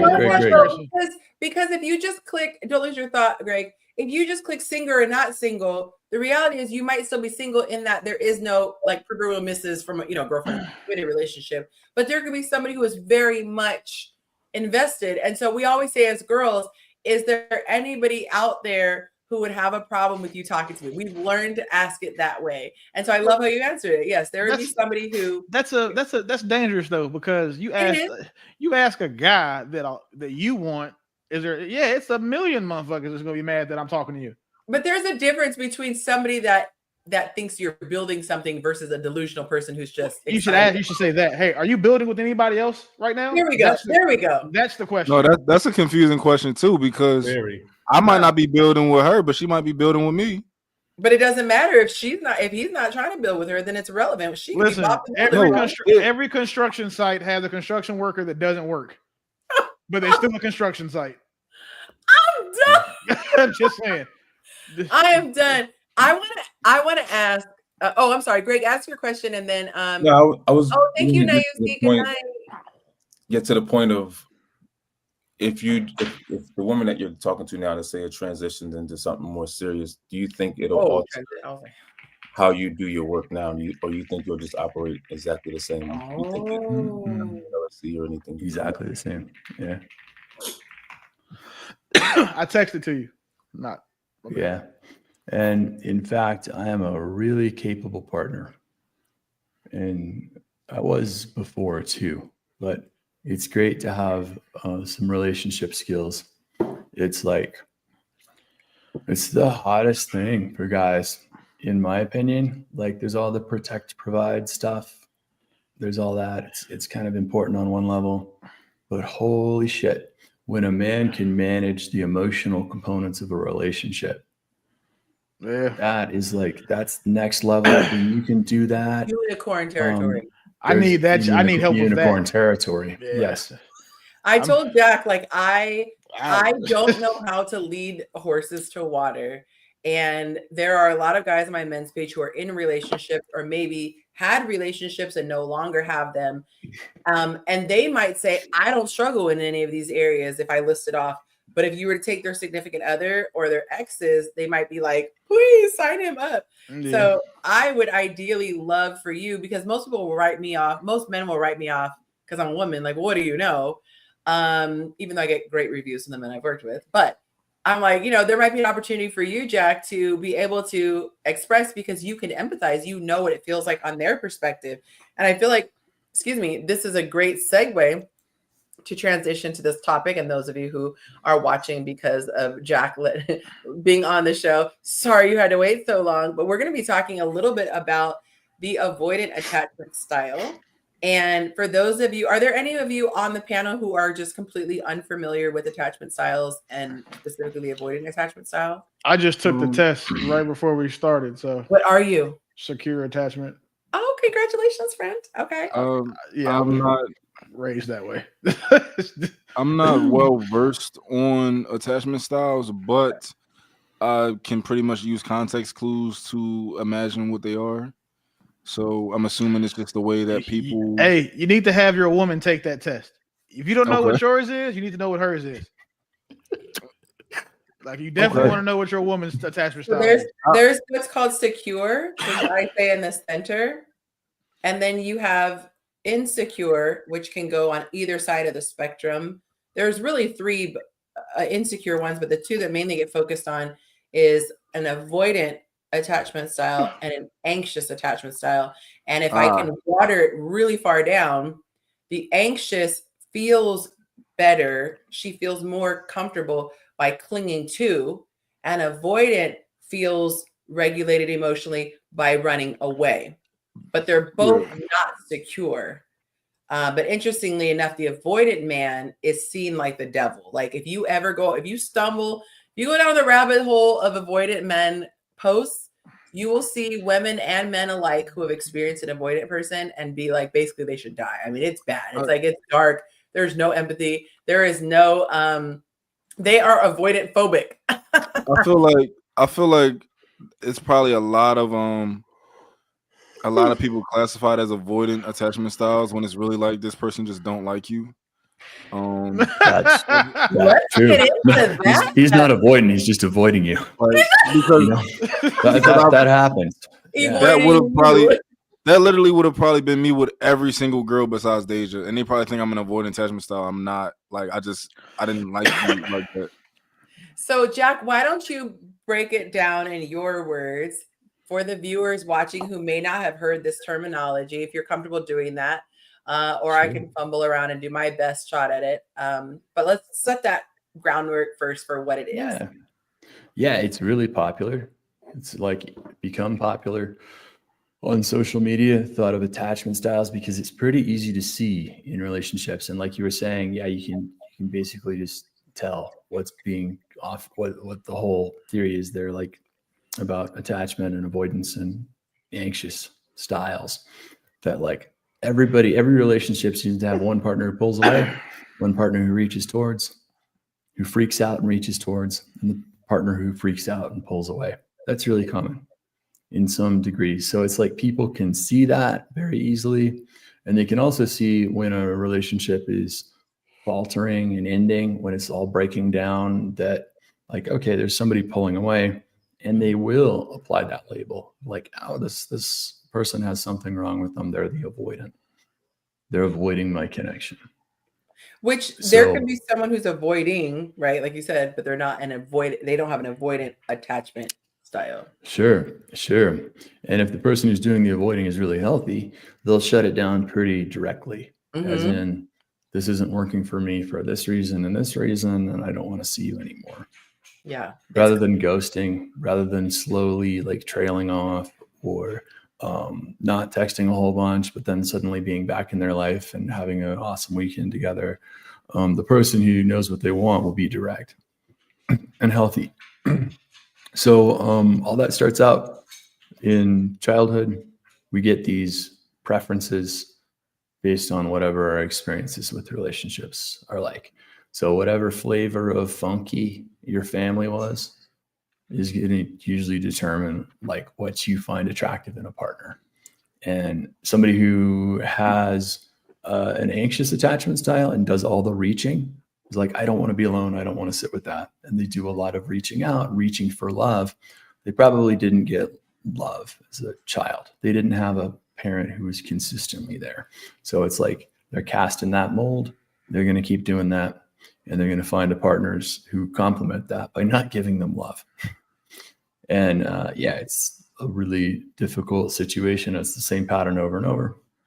So that's one side of the equation. And then the other side of the equation, if you're just going to like simplify it into anxious attachment, avoidant attachment, the avoidant person had all sorts of love that didn't feel good.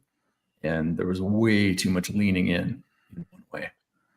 And usually that's primary caretaker. It's mom or dad who is just riding them all the time, or not respecting their boundaries, or like completely taking their personhood and controlling everything. That'll push someone into avoidance.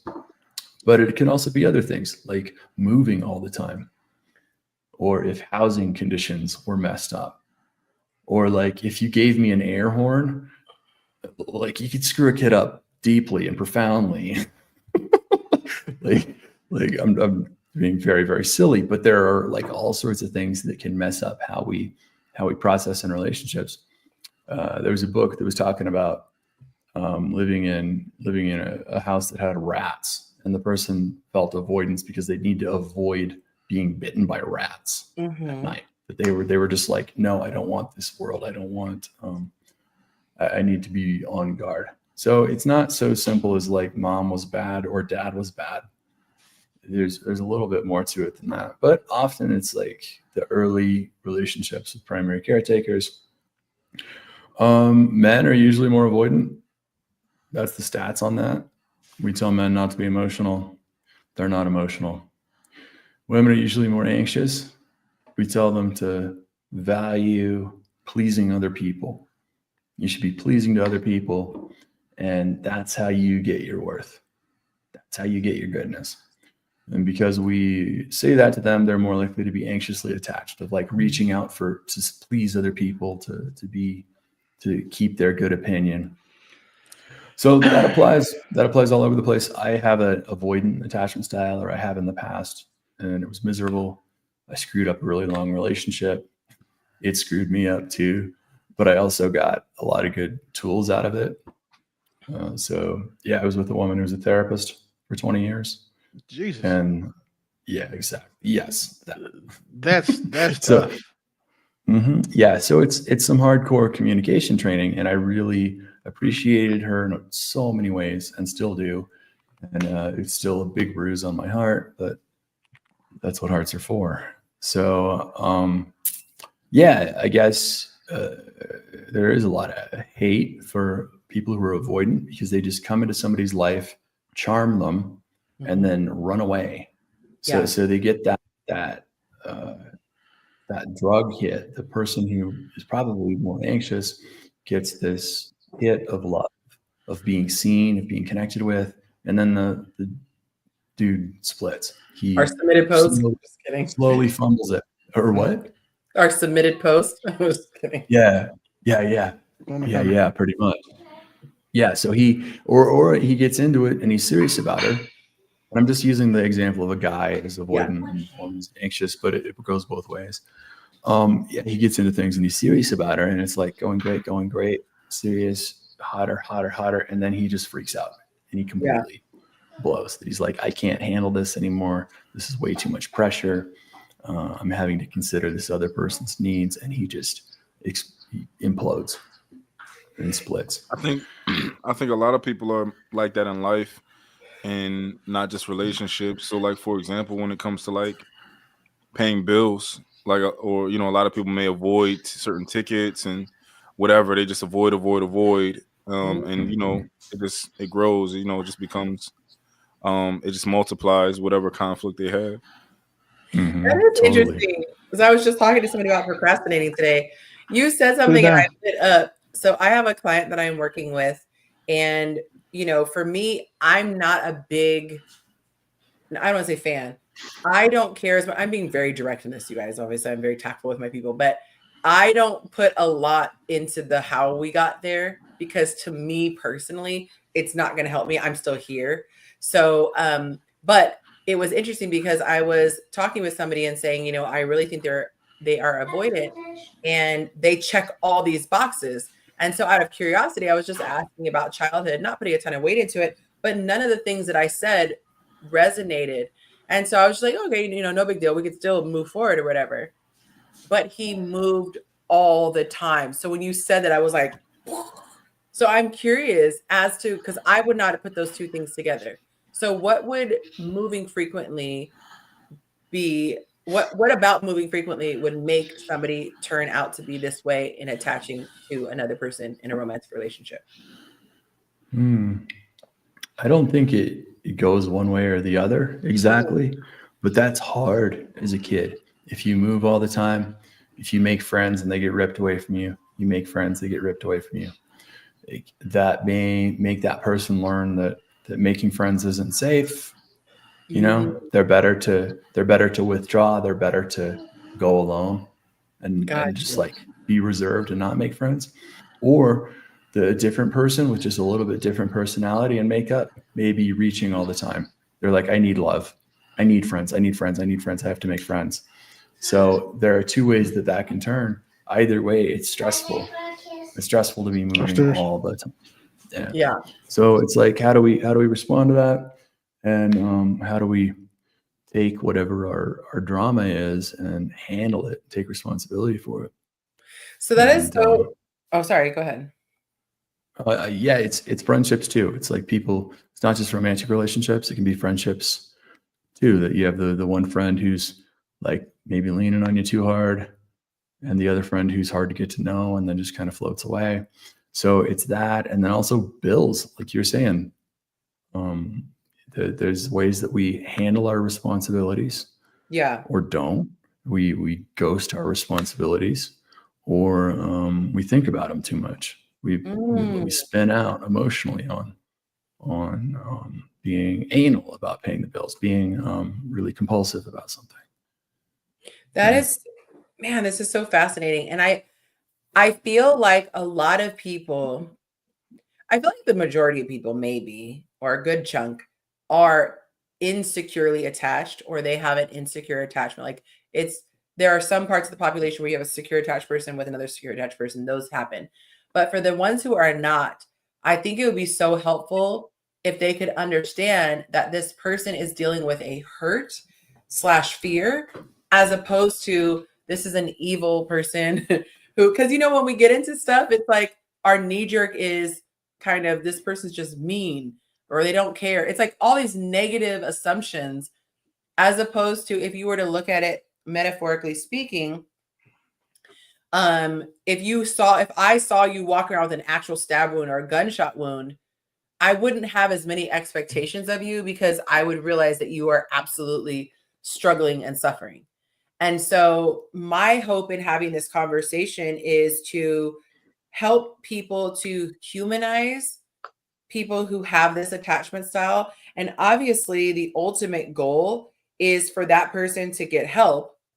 But I think that a lot of relationships might end if they don't realize this. So I'll use, obviously it's anonymous. I'll talk about a client, some clients that I have. Sorry, somebody wanted to see the show, just sending the link. So I had somebody, and I could see he was classic avoidant. And so when he would share things, if she didn't respond the way he felt like she should, he would shut down and run. And because she's an anxiously attached person, she took it to heart and said, he's running because he doesn't love me. So trying to shift her understanding that this isn't a lack of love, he doesn't feel like it's a safe space. So in their exact situation that brought them to me, he said something that he thought was neutral, thought she would quickly just say, okay, yes, and shut it down, because it was like he was giving her a preference. But because she said anything other than just yes or no, he pushed back and then ran. And so I'm working with them to be able to get more to their point and express, hey, this is how I took it when you said this.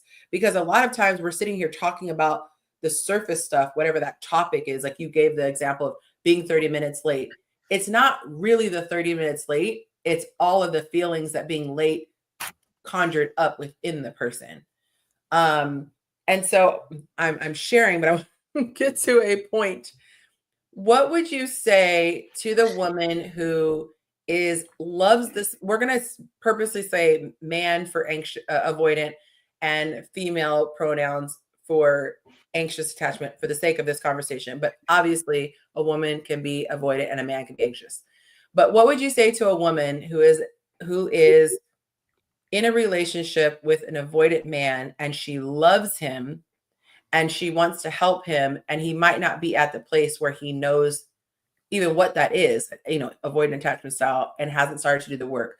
What advice would you give her just to start with? Because there are so many women who find themselves in this position. And I think that a lot of ways that men are raised nowadays are setting them up for being avoidant. So what advice? I'd tell her to take care of herself and identify her own needs. Okay. So is this current set of behaviors working out for her? I know this partner has potential. You see his heart. He's a lovely person, or like this wounded baby puppy. Yeah. And like he has all this potential and this beauty, and she loves him, but are his behaviors working out for her? And what would she tell a friend to do? That's pretty stock advice. And that's not giving advice. That's like just pushing the ball into her court. Like, hey, is this actually what you want? And if you weren't stuck in this love and you were just seeing this from the outside, what would you tell your friend to do? Beyond that, I know that she's going to be really prone to do some caretaking. She's going to step in and start doing things for him that aren't appropriate for her to be doing. Can you give me rather than caring for him, she's going to start caretaking. So in terms of an example, this is really good, by the way. Yeah, she's going to be I guess I don't have the best example off the top of my head. One may come to me.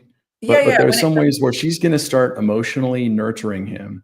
She's going to start to try to manage his emotions because he won't do it. She's going to step into some role where she's being a quasi therapist. And I was with a real therapist, so I really got the treatment. But yeah, there are ways that we have to suffer ourselves. We have to suffer enough to figure it out that oh, something's not working out for me about me and I need to go change it. And when we deny somebody that suffering, either by trying to prop them up, trying to tell them how great they are, or being a source of validation beyond the extent to which you'd normally do that. That is caretaking. When you're crossing into somebody else's personhood where you're doing the emotional work for your partner and you actually shouldn't be doing that. That's on the nose caretaking.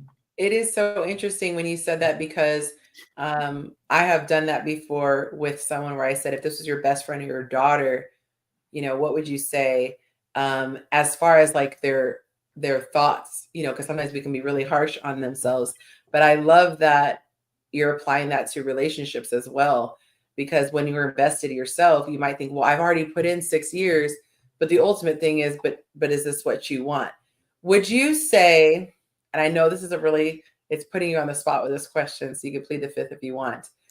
But would you say if you were forced to give a yes or a no, do you think that avoidant people are worth fighting for? Not worth like they're worth, but meaning, let me back up because that sounds like I'm asking a little bit. No, you don't even need to ask the whole question. Just leave. Okay, nice. Like, as blanket advice, I would as blanket advice, I would and I don't give advice on a person-to-person basis, but there's something to that of if this person isn't meeting your needs, you can let them have whatever crisis they need to have alone. So it's really difficult to navigate that. And it's not something that applies to everybody, but it's really, really hard for the person who's going to leave, and it's hard for the person that's being left. I'm going to want to I need to break away in like 5 minutes to that's totally call a friend.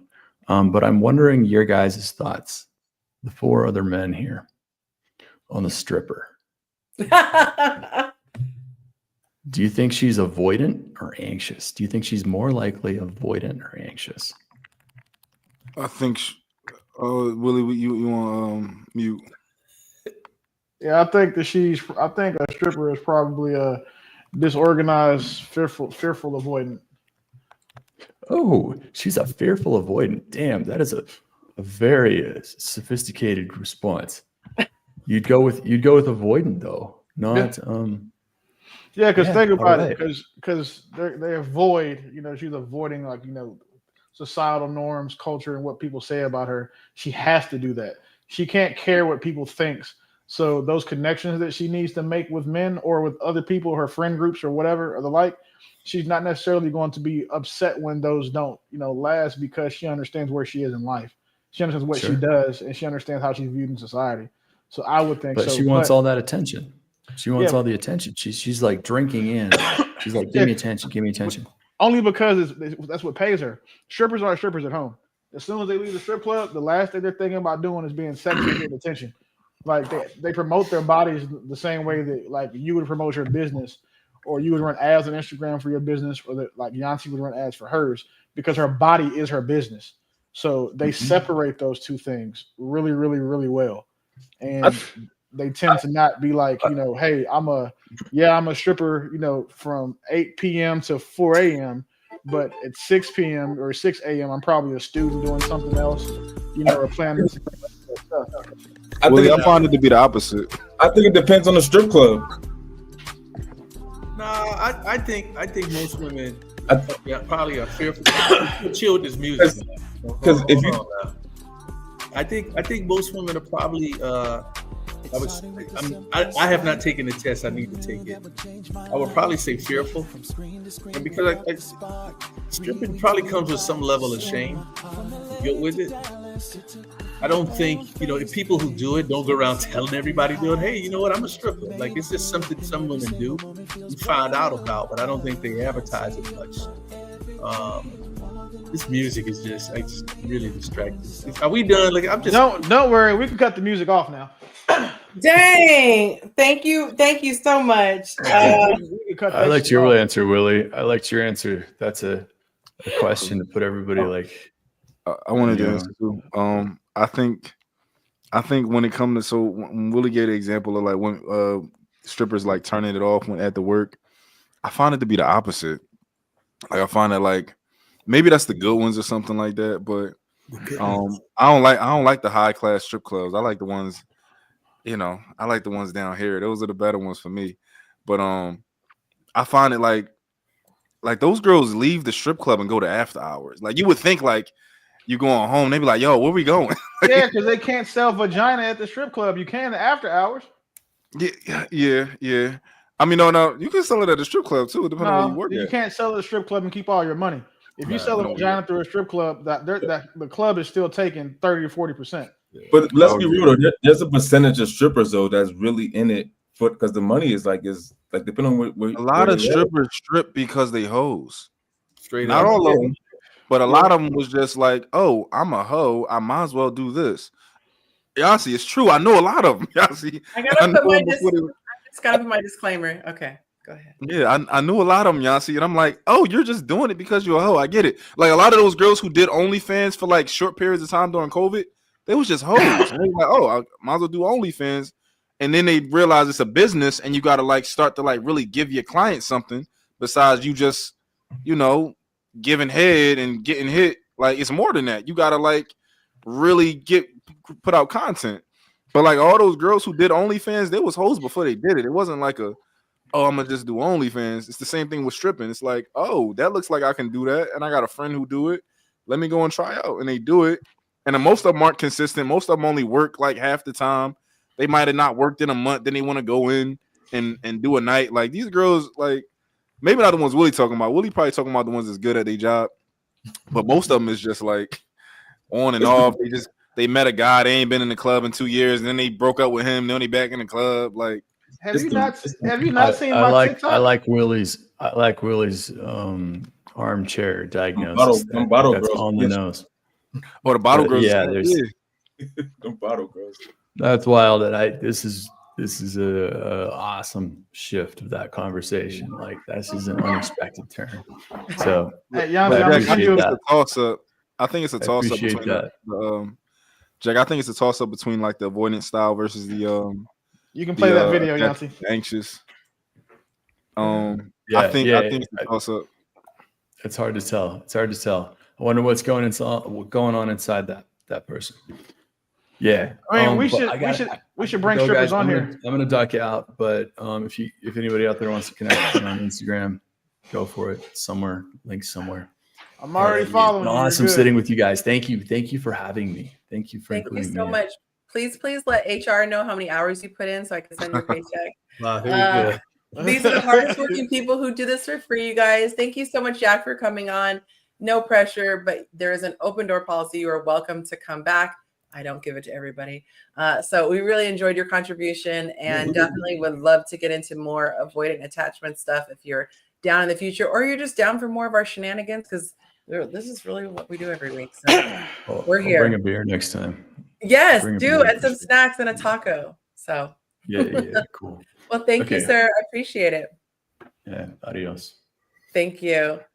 All right, guys. So follow him. He is on Polarity Unscripted. You can find him on Instagram giving great advice, great information. All right, y'all. So we are in the after hours. Willie and Mont just put 30 minutes on the clock. So thank you so very much, y'all. How about a video? Unless you guys have a topic that you already want to talk about. We're down for video. Sure. Okay. Yeah. Really seem excited for us to see something. So I want to see this. You want to see something? Okay. You sound like the guys in the strip club. Okay. Let's see. Are you pulling that up? But I think that there's a difference between the low class strip club and the high end. I think the high end, they there for business and the money. The low end, they're trying to get help. They're trying to get saved. I think the low end ones, that's where it's like they just want to. They just $10,000, $20,000 a night. You're like, oh, this is. Yeah, I'm talking about the high end where remember my dentist used to get excited about going to the convention. The high end strip club. Like that was. The high end ones sell the most vagina, and they're the most structured and organized too. And their prices are significantly higher than the strip clubs that are fun. So I realized that I had a bunch of these that I have already posted. So I just wanted to make sure. Oh, duh, because I'm in that folder. Okay, hold on a second. Okay, so let's put this one up. I'm so excited that they let you do videos now. About time. I know. And they let you do images too. I'm just like, we are getting crazy over here. Why don't I see this? This is under. Oh, duh. That's why. Okay. And there we go. Okay. I think Willie, you sent this one in. I believe. All right, here we go. Manager. Yeah, Oh, sheesh. What? There we go. on the day-to-day shit. Dad only know the big decision. Like, that's what goes back to time I point to men being the CEOs, mom being a manager. Mom know doctor's appointments. Mom know fucking soccer schedules, basketball games. Mom know fucking science projects. Why? Because that's managerial shit. Dad only know what this shit costs. How much is the budget? What am I spending on my overhead a month? How you manage your money? It's up to you. You're the fucking manager. But this is why it's imperative for women to protect the CEO's position by making them understand that the absence is not negligence. The absence is not no sense of neglect. The absence is a part of the system in order for you to have soccer practice. Now, I don't mean dad can't make a soccer game in the playoffs, but why he ain't at every game and why you see all the moms at every game? Because I manage the operation. He go get the money for you to have the cleats. He has to be a way for you to have it. It's no two things can't exist at once. It's no he's at every game and then somehow you got the latest cleats. It just don't happen. So it's imperative for women to protect men in that way, right? And I don't talk about no physical protection. I'm talking about it's not even protecting. I mean, you're protecting your family and the perception that your kids hold about the family. Look, this is why dad isn't here. He's not here because he don't love you. Your friend that don't have a dad is not the same. That dad is not around. Your dad is at work. And the reason he's at work is so we can have this beautiful life that we're living. And managing those day-to-day optics as opposed to trying to get away from it. They be like, well, when you come in and take over, never. Until you go one and then you feel what I'm saying? But the fact of the matter is, going back to that's what it really come down to. Just being able to see like, all right, cool. Like, let me protect the perception of my family internally by making the kids understand that when dad ain't here, this is why. Now that I think about it, women just be haters. Facts. Why? I was just thinking about it, like, because it's the same thing that like poor people think about CEOs. They just think, oh, you're just up there, like you're not doing the work. Like I'm down here, like in the factory, like in the assembly line doing the thing, and you're just up there, like you're just being a hater. Like I think that's like kind of like what the like what the women probably be doing. Like, because the CEO is a very important job. It's an extremely important job. It's the most important job. Everybody can't do it. Like, you can find a secretary, you can find an assistant, you can find somebody to schedule things and all that stuff. But being a CEO is extremely difficult. And not everybody can do it. Like, do you think that money means everything? No, not at all. Of course not. But I like in order to be a man, you need to be able to lead. You need to have a vision. And you need to be able to see how do you construct a plan to get us from here to this vision. Like it's not just like, oh, I give you money, like you do everything else. Like no. So I'm not of that school of thought that like men just need to give money, and once they give money, like that's all they like really good for. I think it's so many more things that men do as a CEO of their family. Like I don't even when it comes down to the way we communicate, like I'm the leader of that. Like we're not about to be screaming and yelling at each other. Like you're about to tell me how you feel. I'm about to tell you how I feel. We're not going to bed angry. Like all of the things that would transpire if I wasn't here, like if I was just a woman and me and her were both women and just kind of like and the relationship would just fizzle out. Like I don't allow those things to happen because I know what they mean and I know what's going to happen if we just kind of like I don't let her put things on the back burner. We're going to talk about it. And it's okay if you don't want to talk about it right now. We can talk about it tomorrow, but we're going to schedule a time we're going to talk about it. We're not going to sweep this under the rug because I know what that does. So Right. like that's a part of, being that leader. What stood out to me in that video was saying, there's a difference between Timmy's dad being gone because he's just gone and your dad gone because he's earning the money. But I feel like that's a slippery slope where the person, and I appreciate you saying that money isn't everything. I think that one, there are unrealistic expectations sometimes of earning.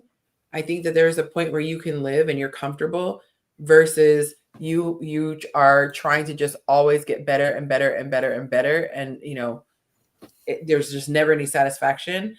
I think it's beautiful when a man can balance being present with his family and providing for his family. Because I know so many men who say, I wish my father had been there at my sporting events. Like those are formidable years in your life where this is going to make an imprint forever. So maybe you don't work 13-hour days. Maybe you work 10-hour days. Maybe you don't get that promotion because you're not just willing to be a slave to your job.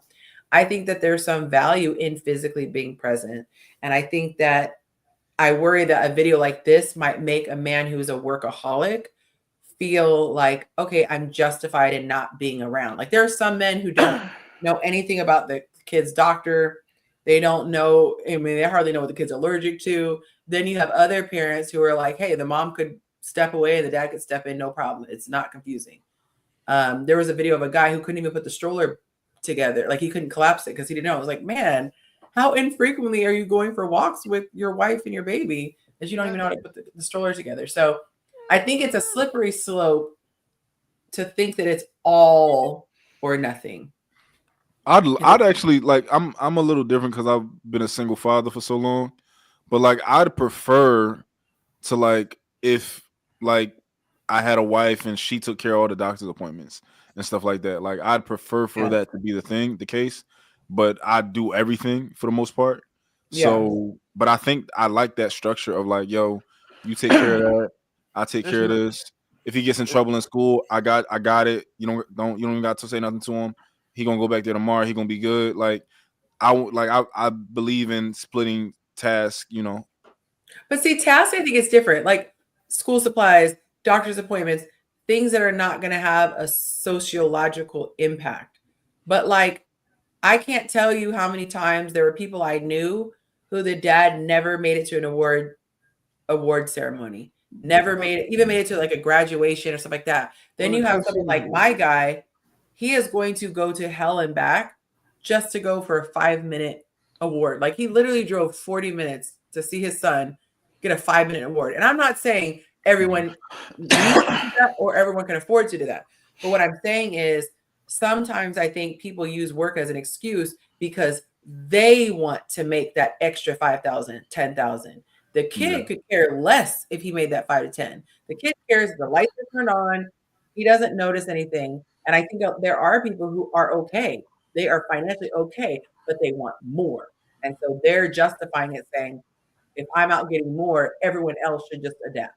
I would say that there's very few men that think that way, that would rather go make money than go spend time with, men who are active fathers, who would rather spend time working to make extra money than going to their kids' events. Because what you're saying is that we have everything we need, but I'm going to go choose money over my child. I don't believe that there are many active fathers that will do that.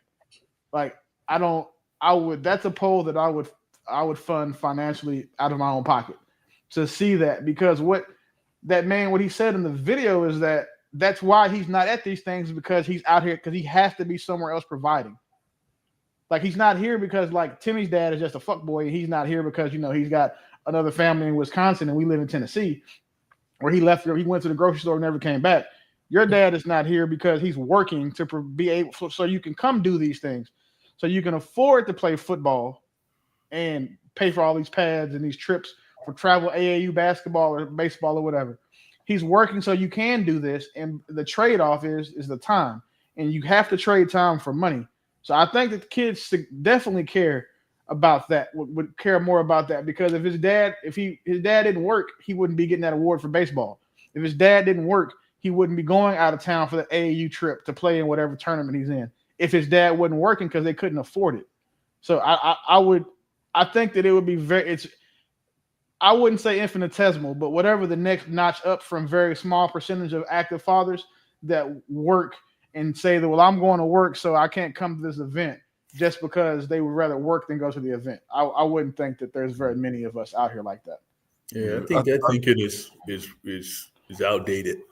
That might have been the thing back in the day where you had to go to the plant and do some of those things. But today, the way work is, you can make a game, you can make stuff happen. And the thing is now, to get ahead, it ain't working like crazy. It's really just working smart and figuring out how to make money. Your money makes money.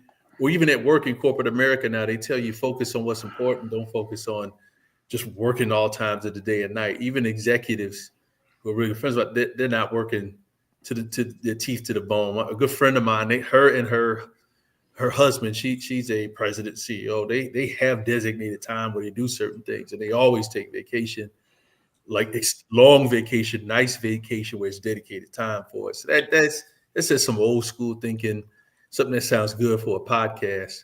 That ain't reality.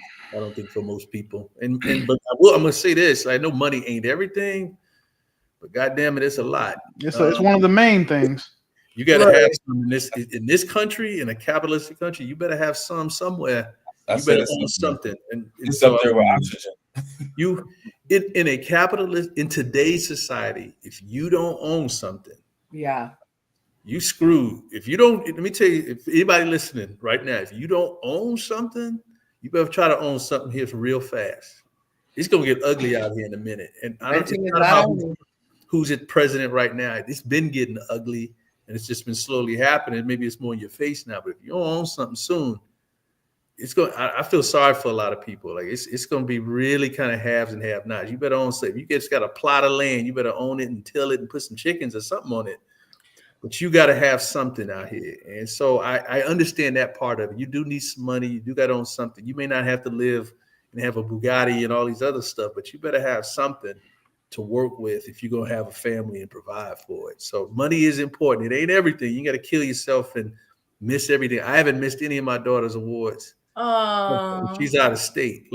But I will be on a flight doing what I got to do, land, take care of business, and then get back on it. But you can figure that stuff out. If you're not doing it, you don't want to. Like it ain't that deep. That's some clickbait type stuff right there. I got to go grind, make some money. Dude, you sitting down doing a podcast. Take your ass, go see what your family doing. Check on them. Be there for them. That's important. They need to see you sometimes. Maybe you do miss a game or two. A season a long time. Yeah. But I promise you, when you get to the end of life, them the moments that's going to really matter to you. And that's I think because I've gotten to talk to people who are a little bit farther ahead than me, and they just like, look, you at some point, Jacob, what's going to matter to you is how you spent your time. You just made a bunch of money. That's not going to matter to you as much. And the fact that, to have your daughter or your son talk about what you meant to them and the things that you sacrificed so you could be there for them, I don't know. I think that's way more important than just making a whole bunch of money. You've seen some of the stuff that I've done to show up for my kids. And even before, I'm in the military trying to come back home from overseas to see my son graduate 6th grade or 4th grade, because they're both at the same time.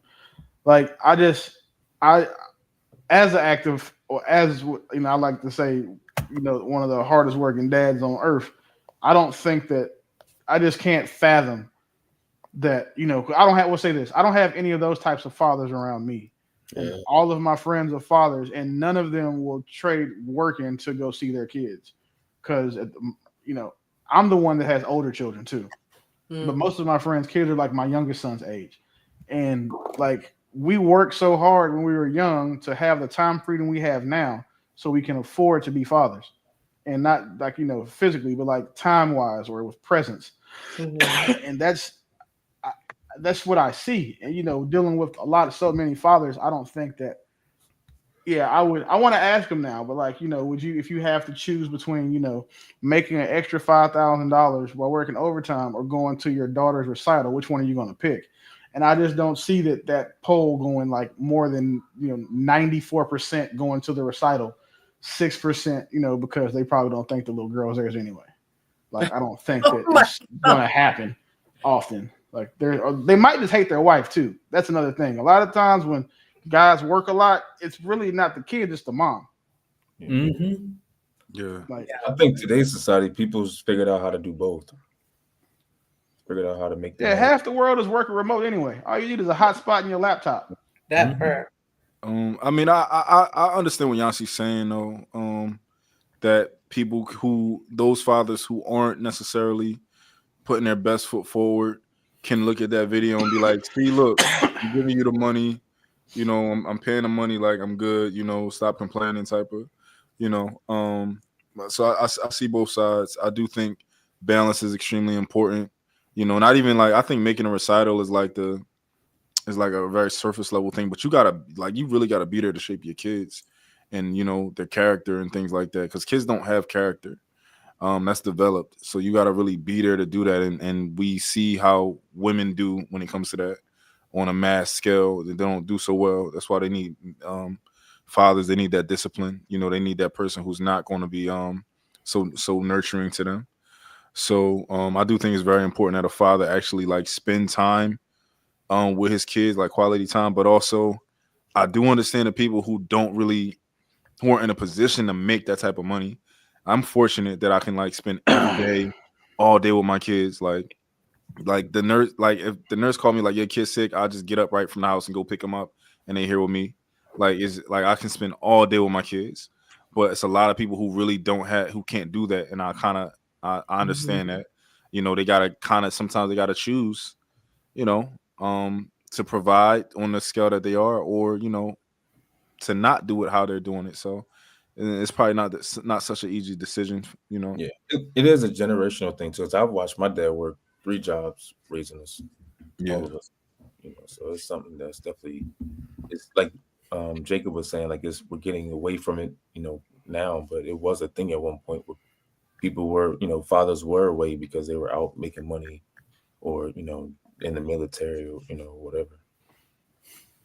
Yeah, because you get to a point like I think I shared like a video about my dad. I didn't get to know him until I was older because he worked so much. He was one of them cats. He'd go to work Monday morning. I might not see him to Thursday because he would come home at night. I'd be asleep. He'd work like a triple shift. My mom would get up, like he'd come in the house. He'd cook something for him to eat, and he would get back up and go back out to work. He would work double shifts like it wasn't nothing.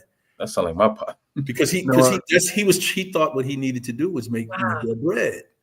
And so I didn't really know the cat till I didn't get to know him till I was an adult and we got to know each other. I didn't think the cat even liked me, like until we got much older and we really bonded. And so I didn't want my daughter to have that relationship with me. So we talked about everything, you know what I'm saying? And I want her to feel like she can talk to me. Yeah.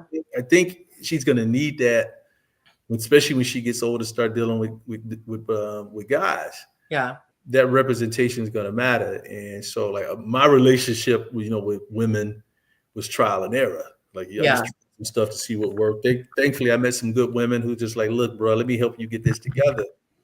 But I didn't have, my pops he was working like crazy. I think he worked himself to an early death.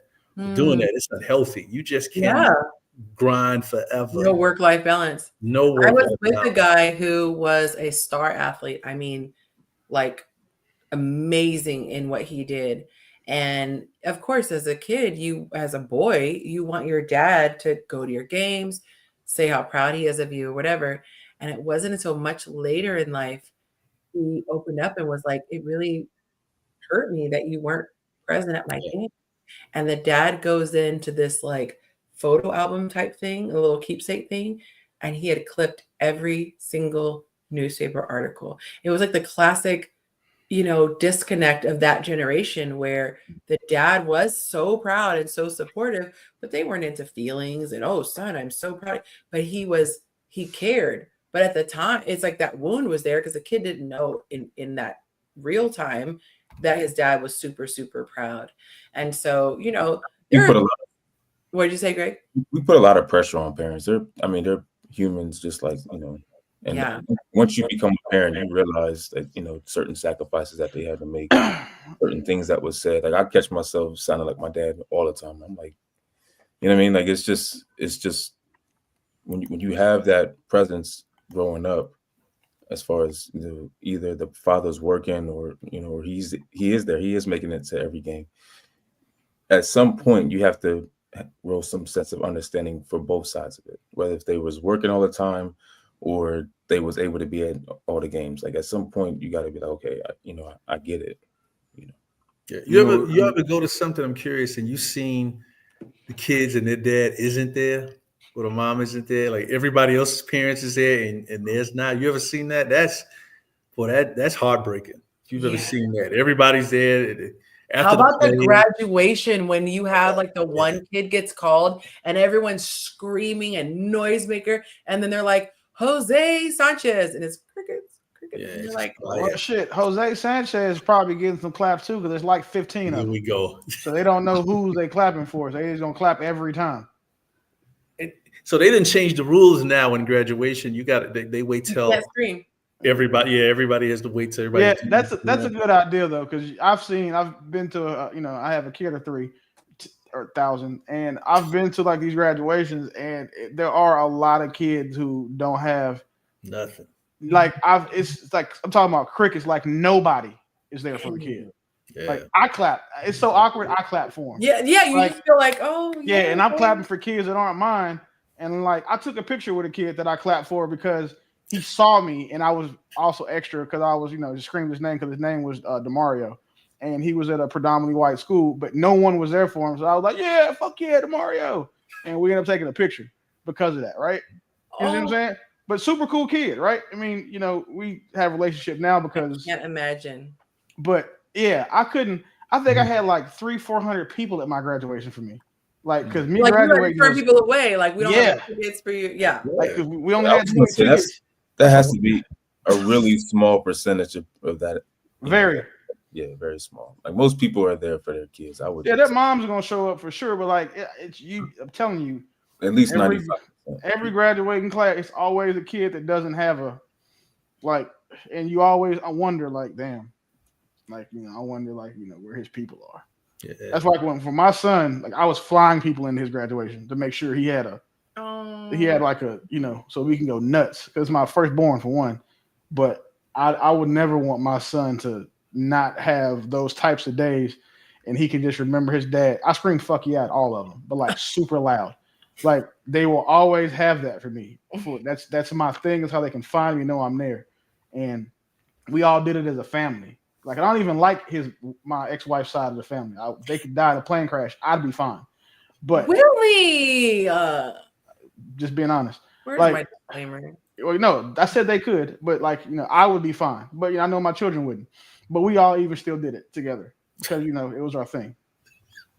It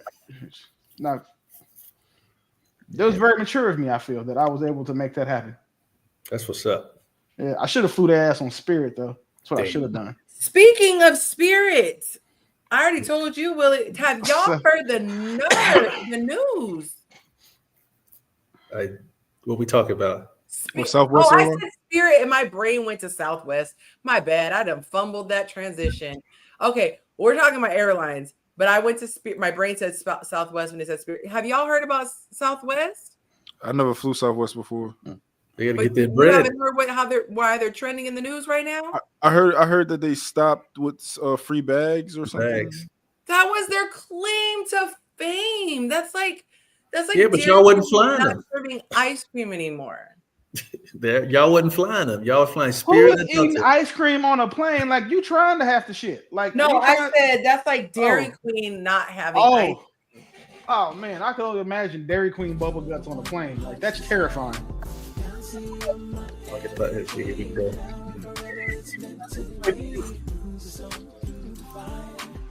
we go.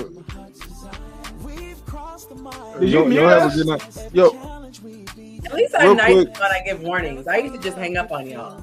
Yeah, you really. We got 2 minutes. You can't just hang up on us. What are you talking about? That's what I'm saying. At least I'm giving you a warning. Now I give you. Is this your song? Yeah. Like this is your song? Yeah, that's the yes. Song. Ready? Here comes the hook.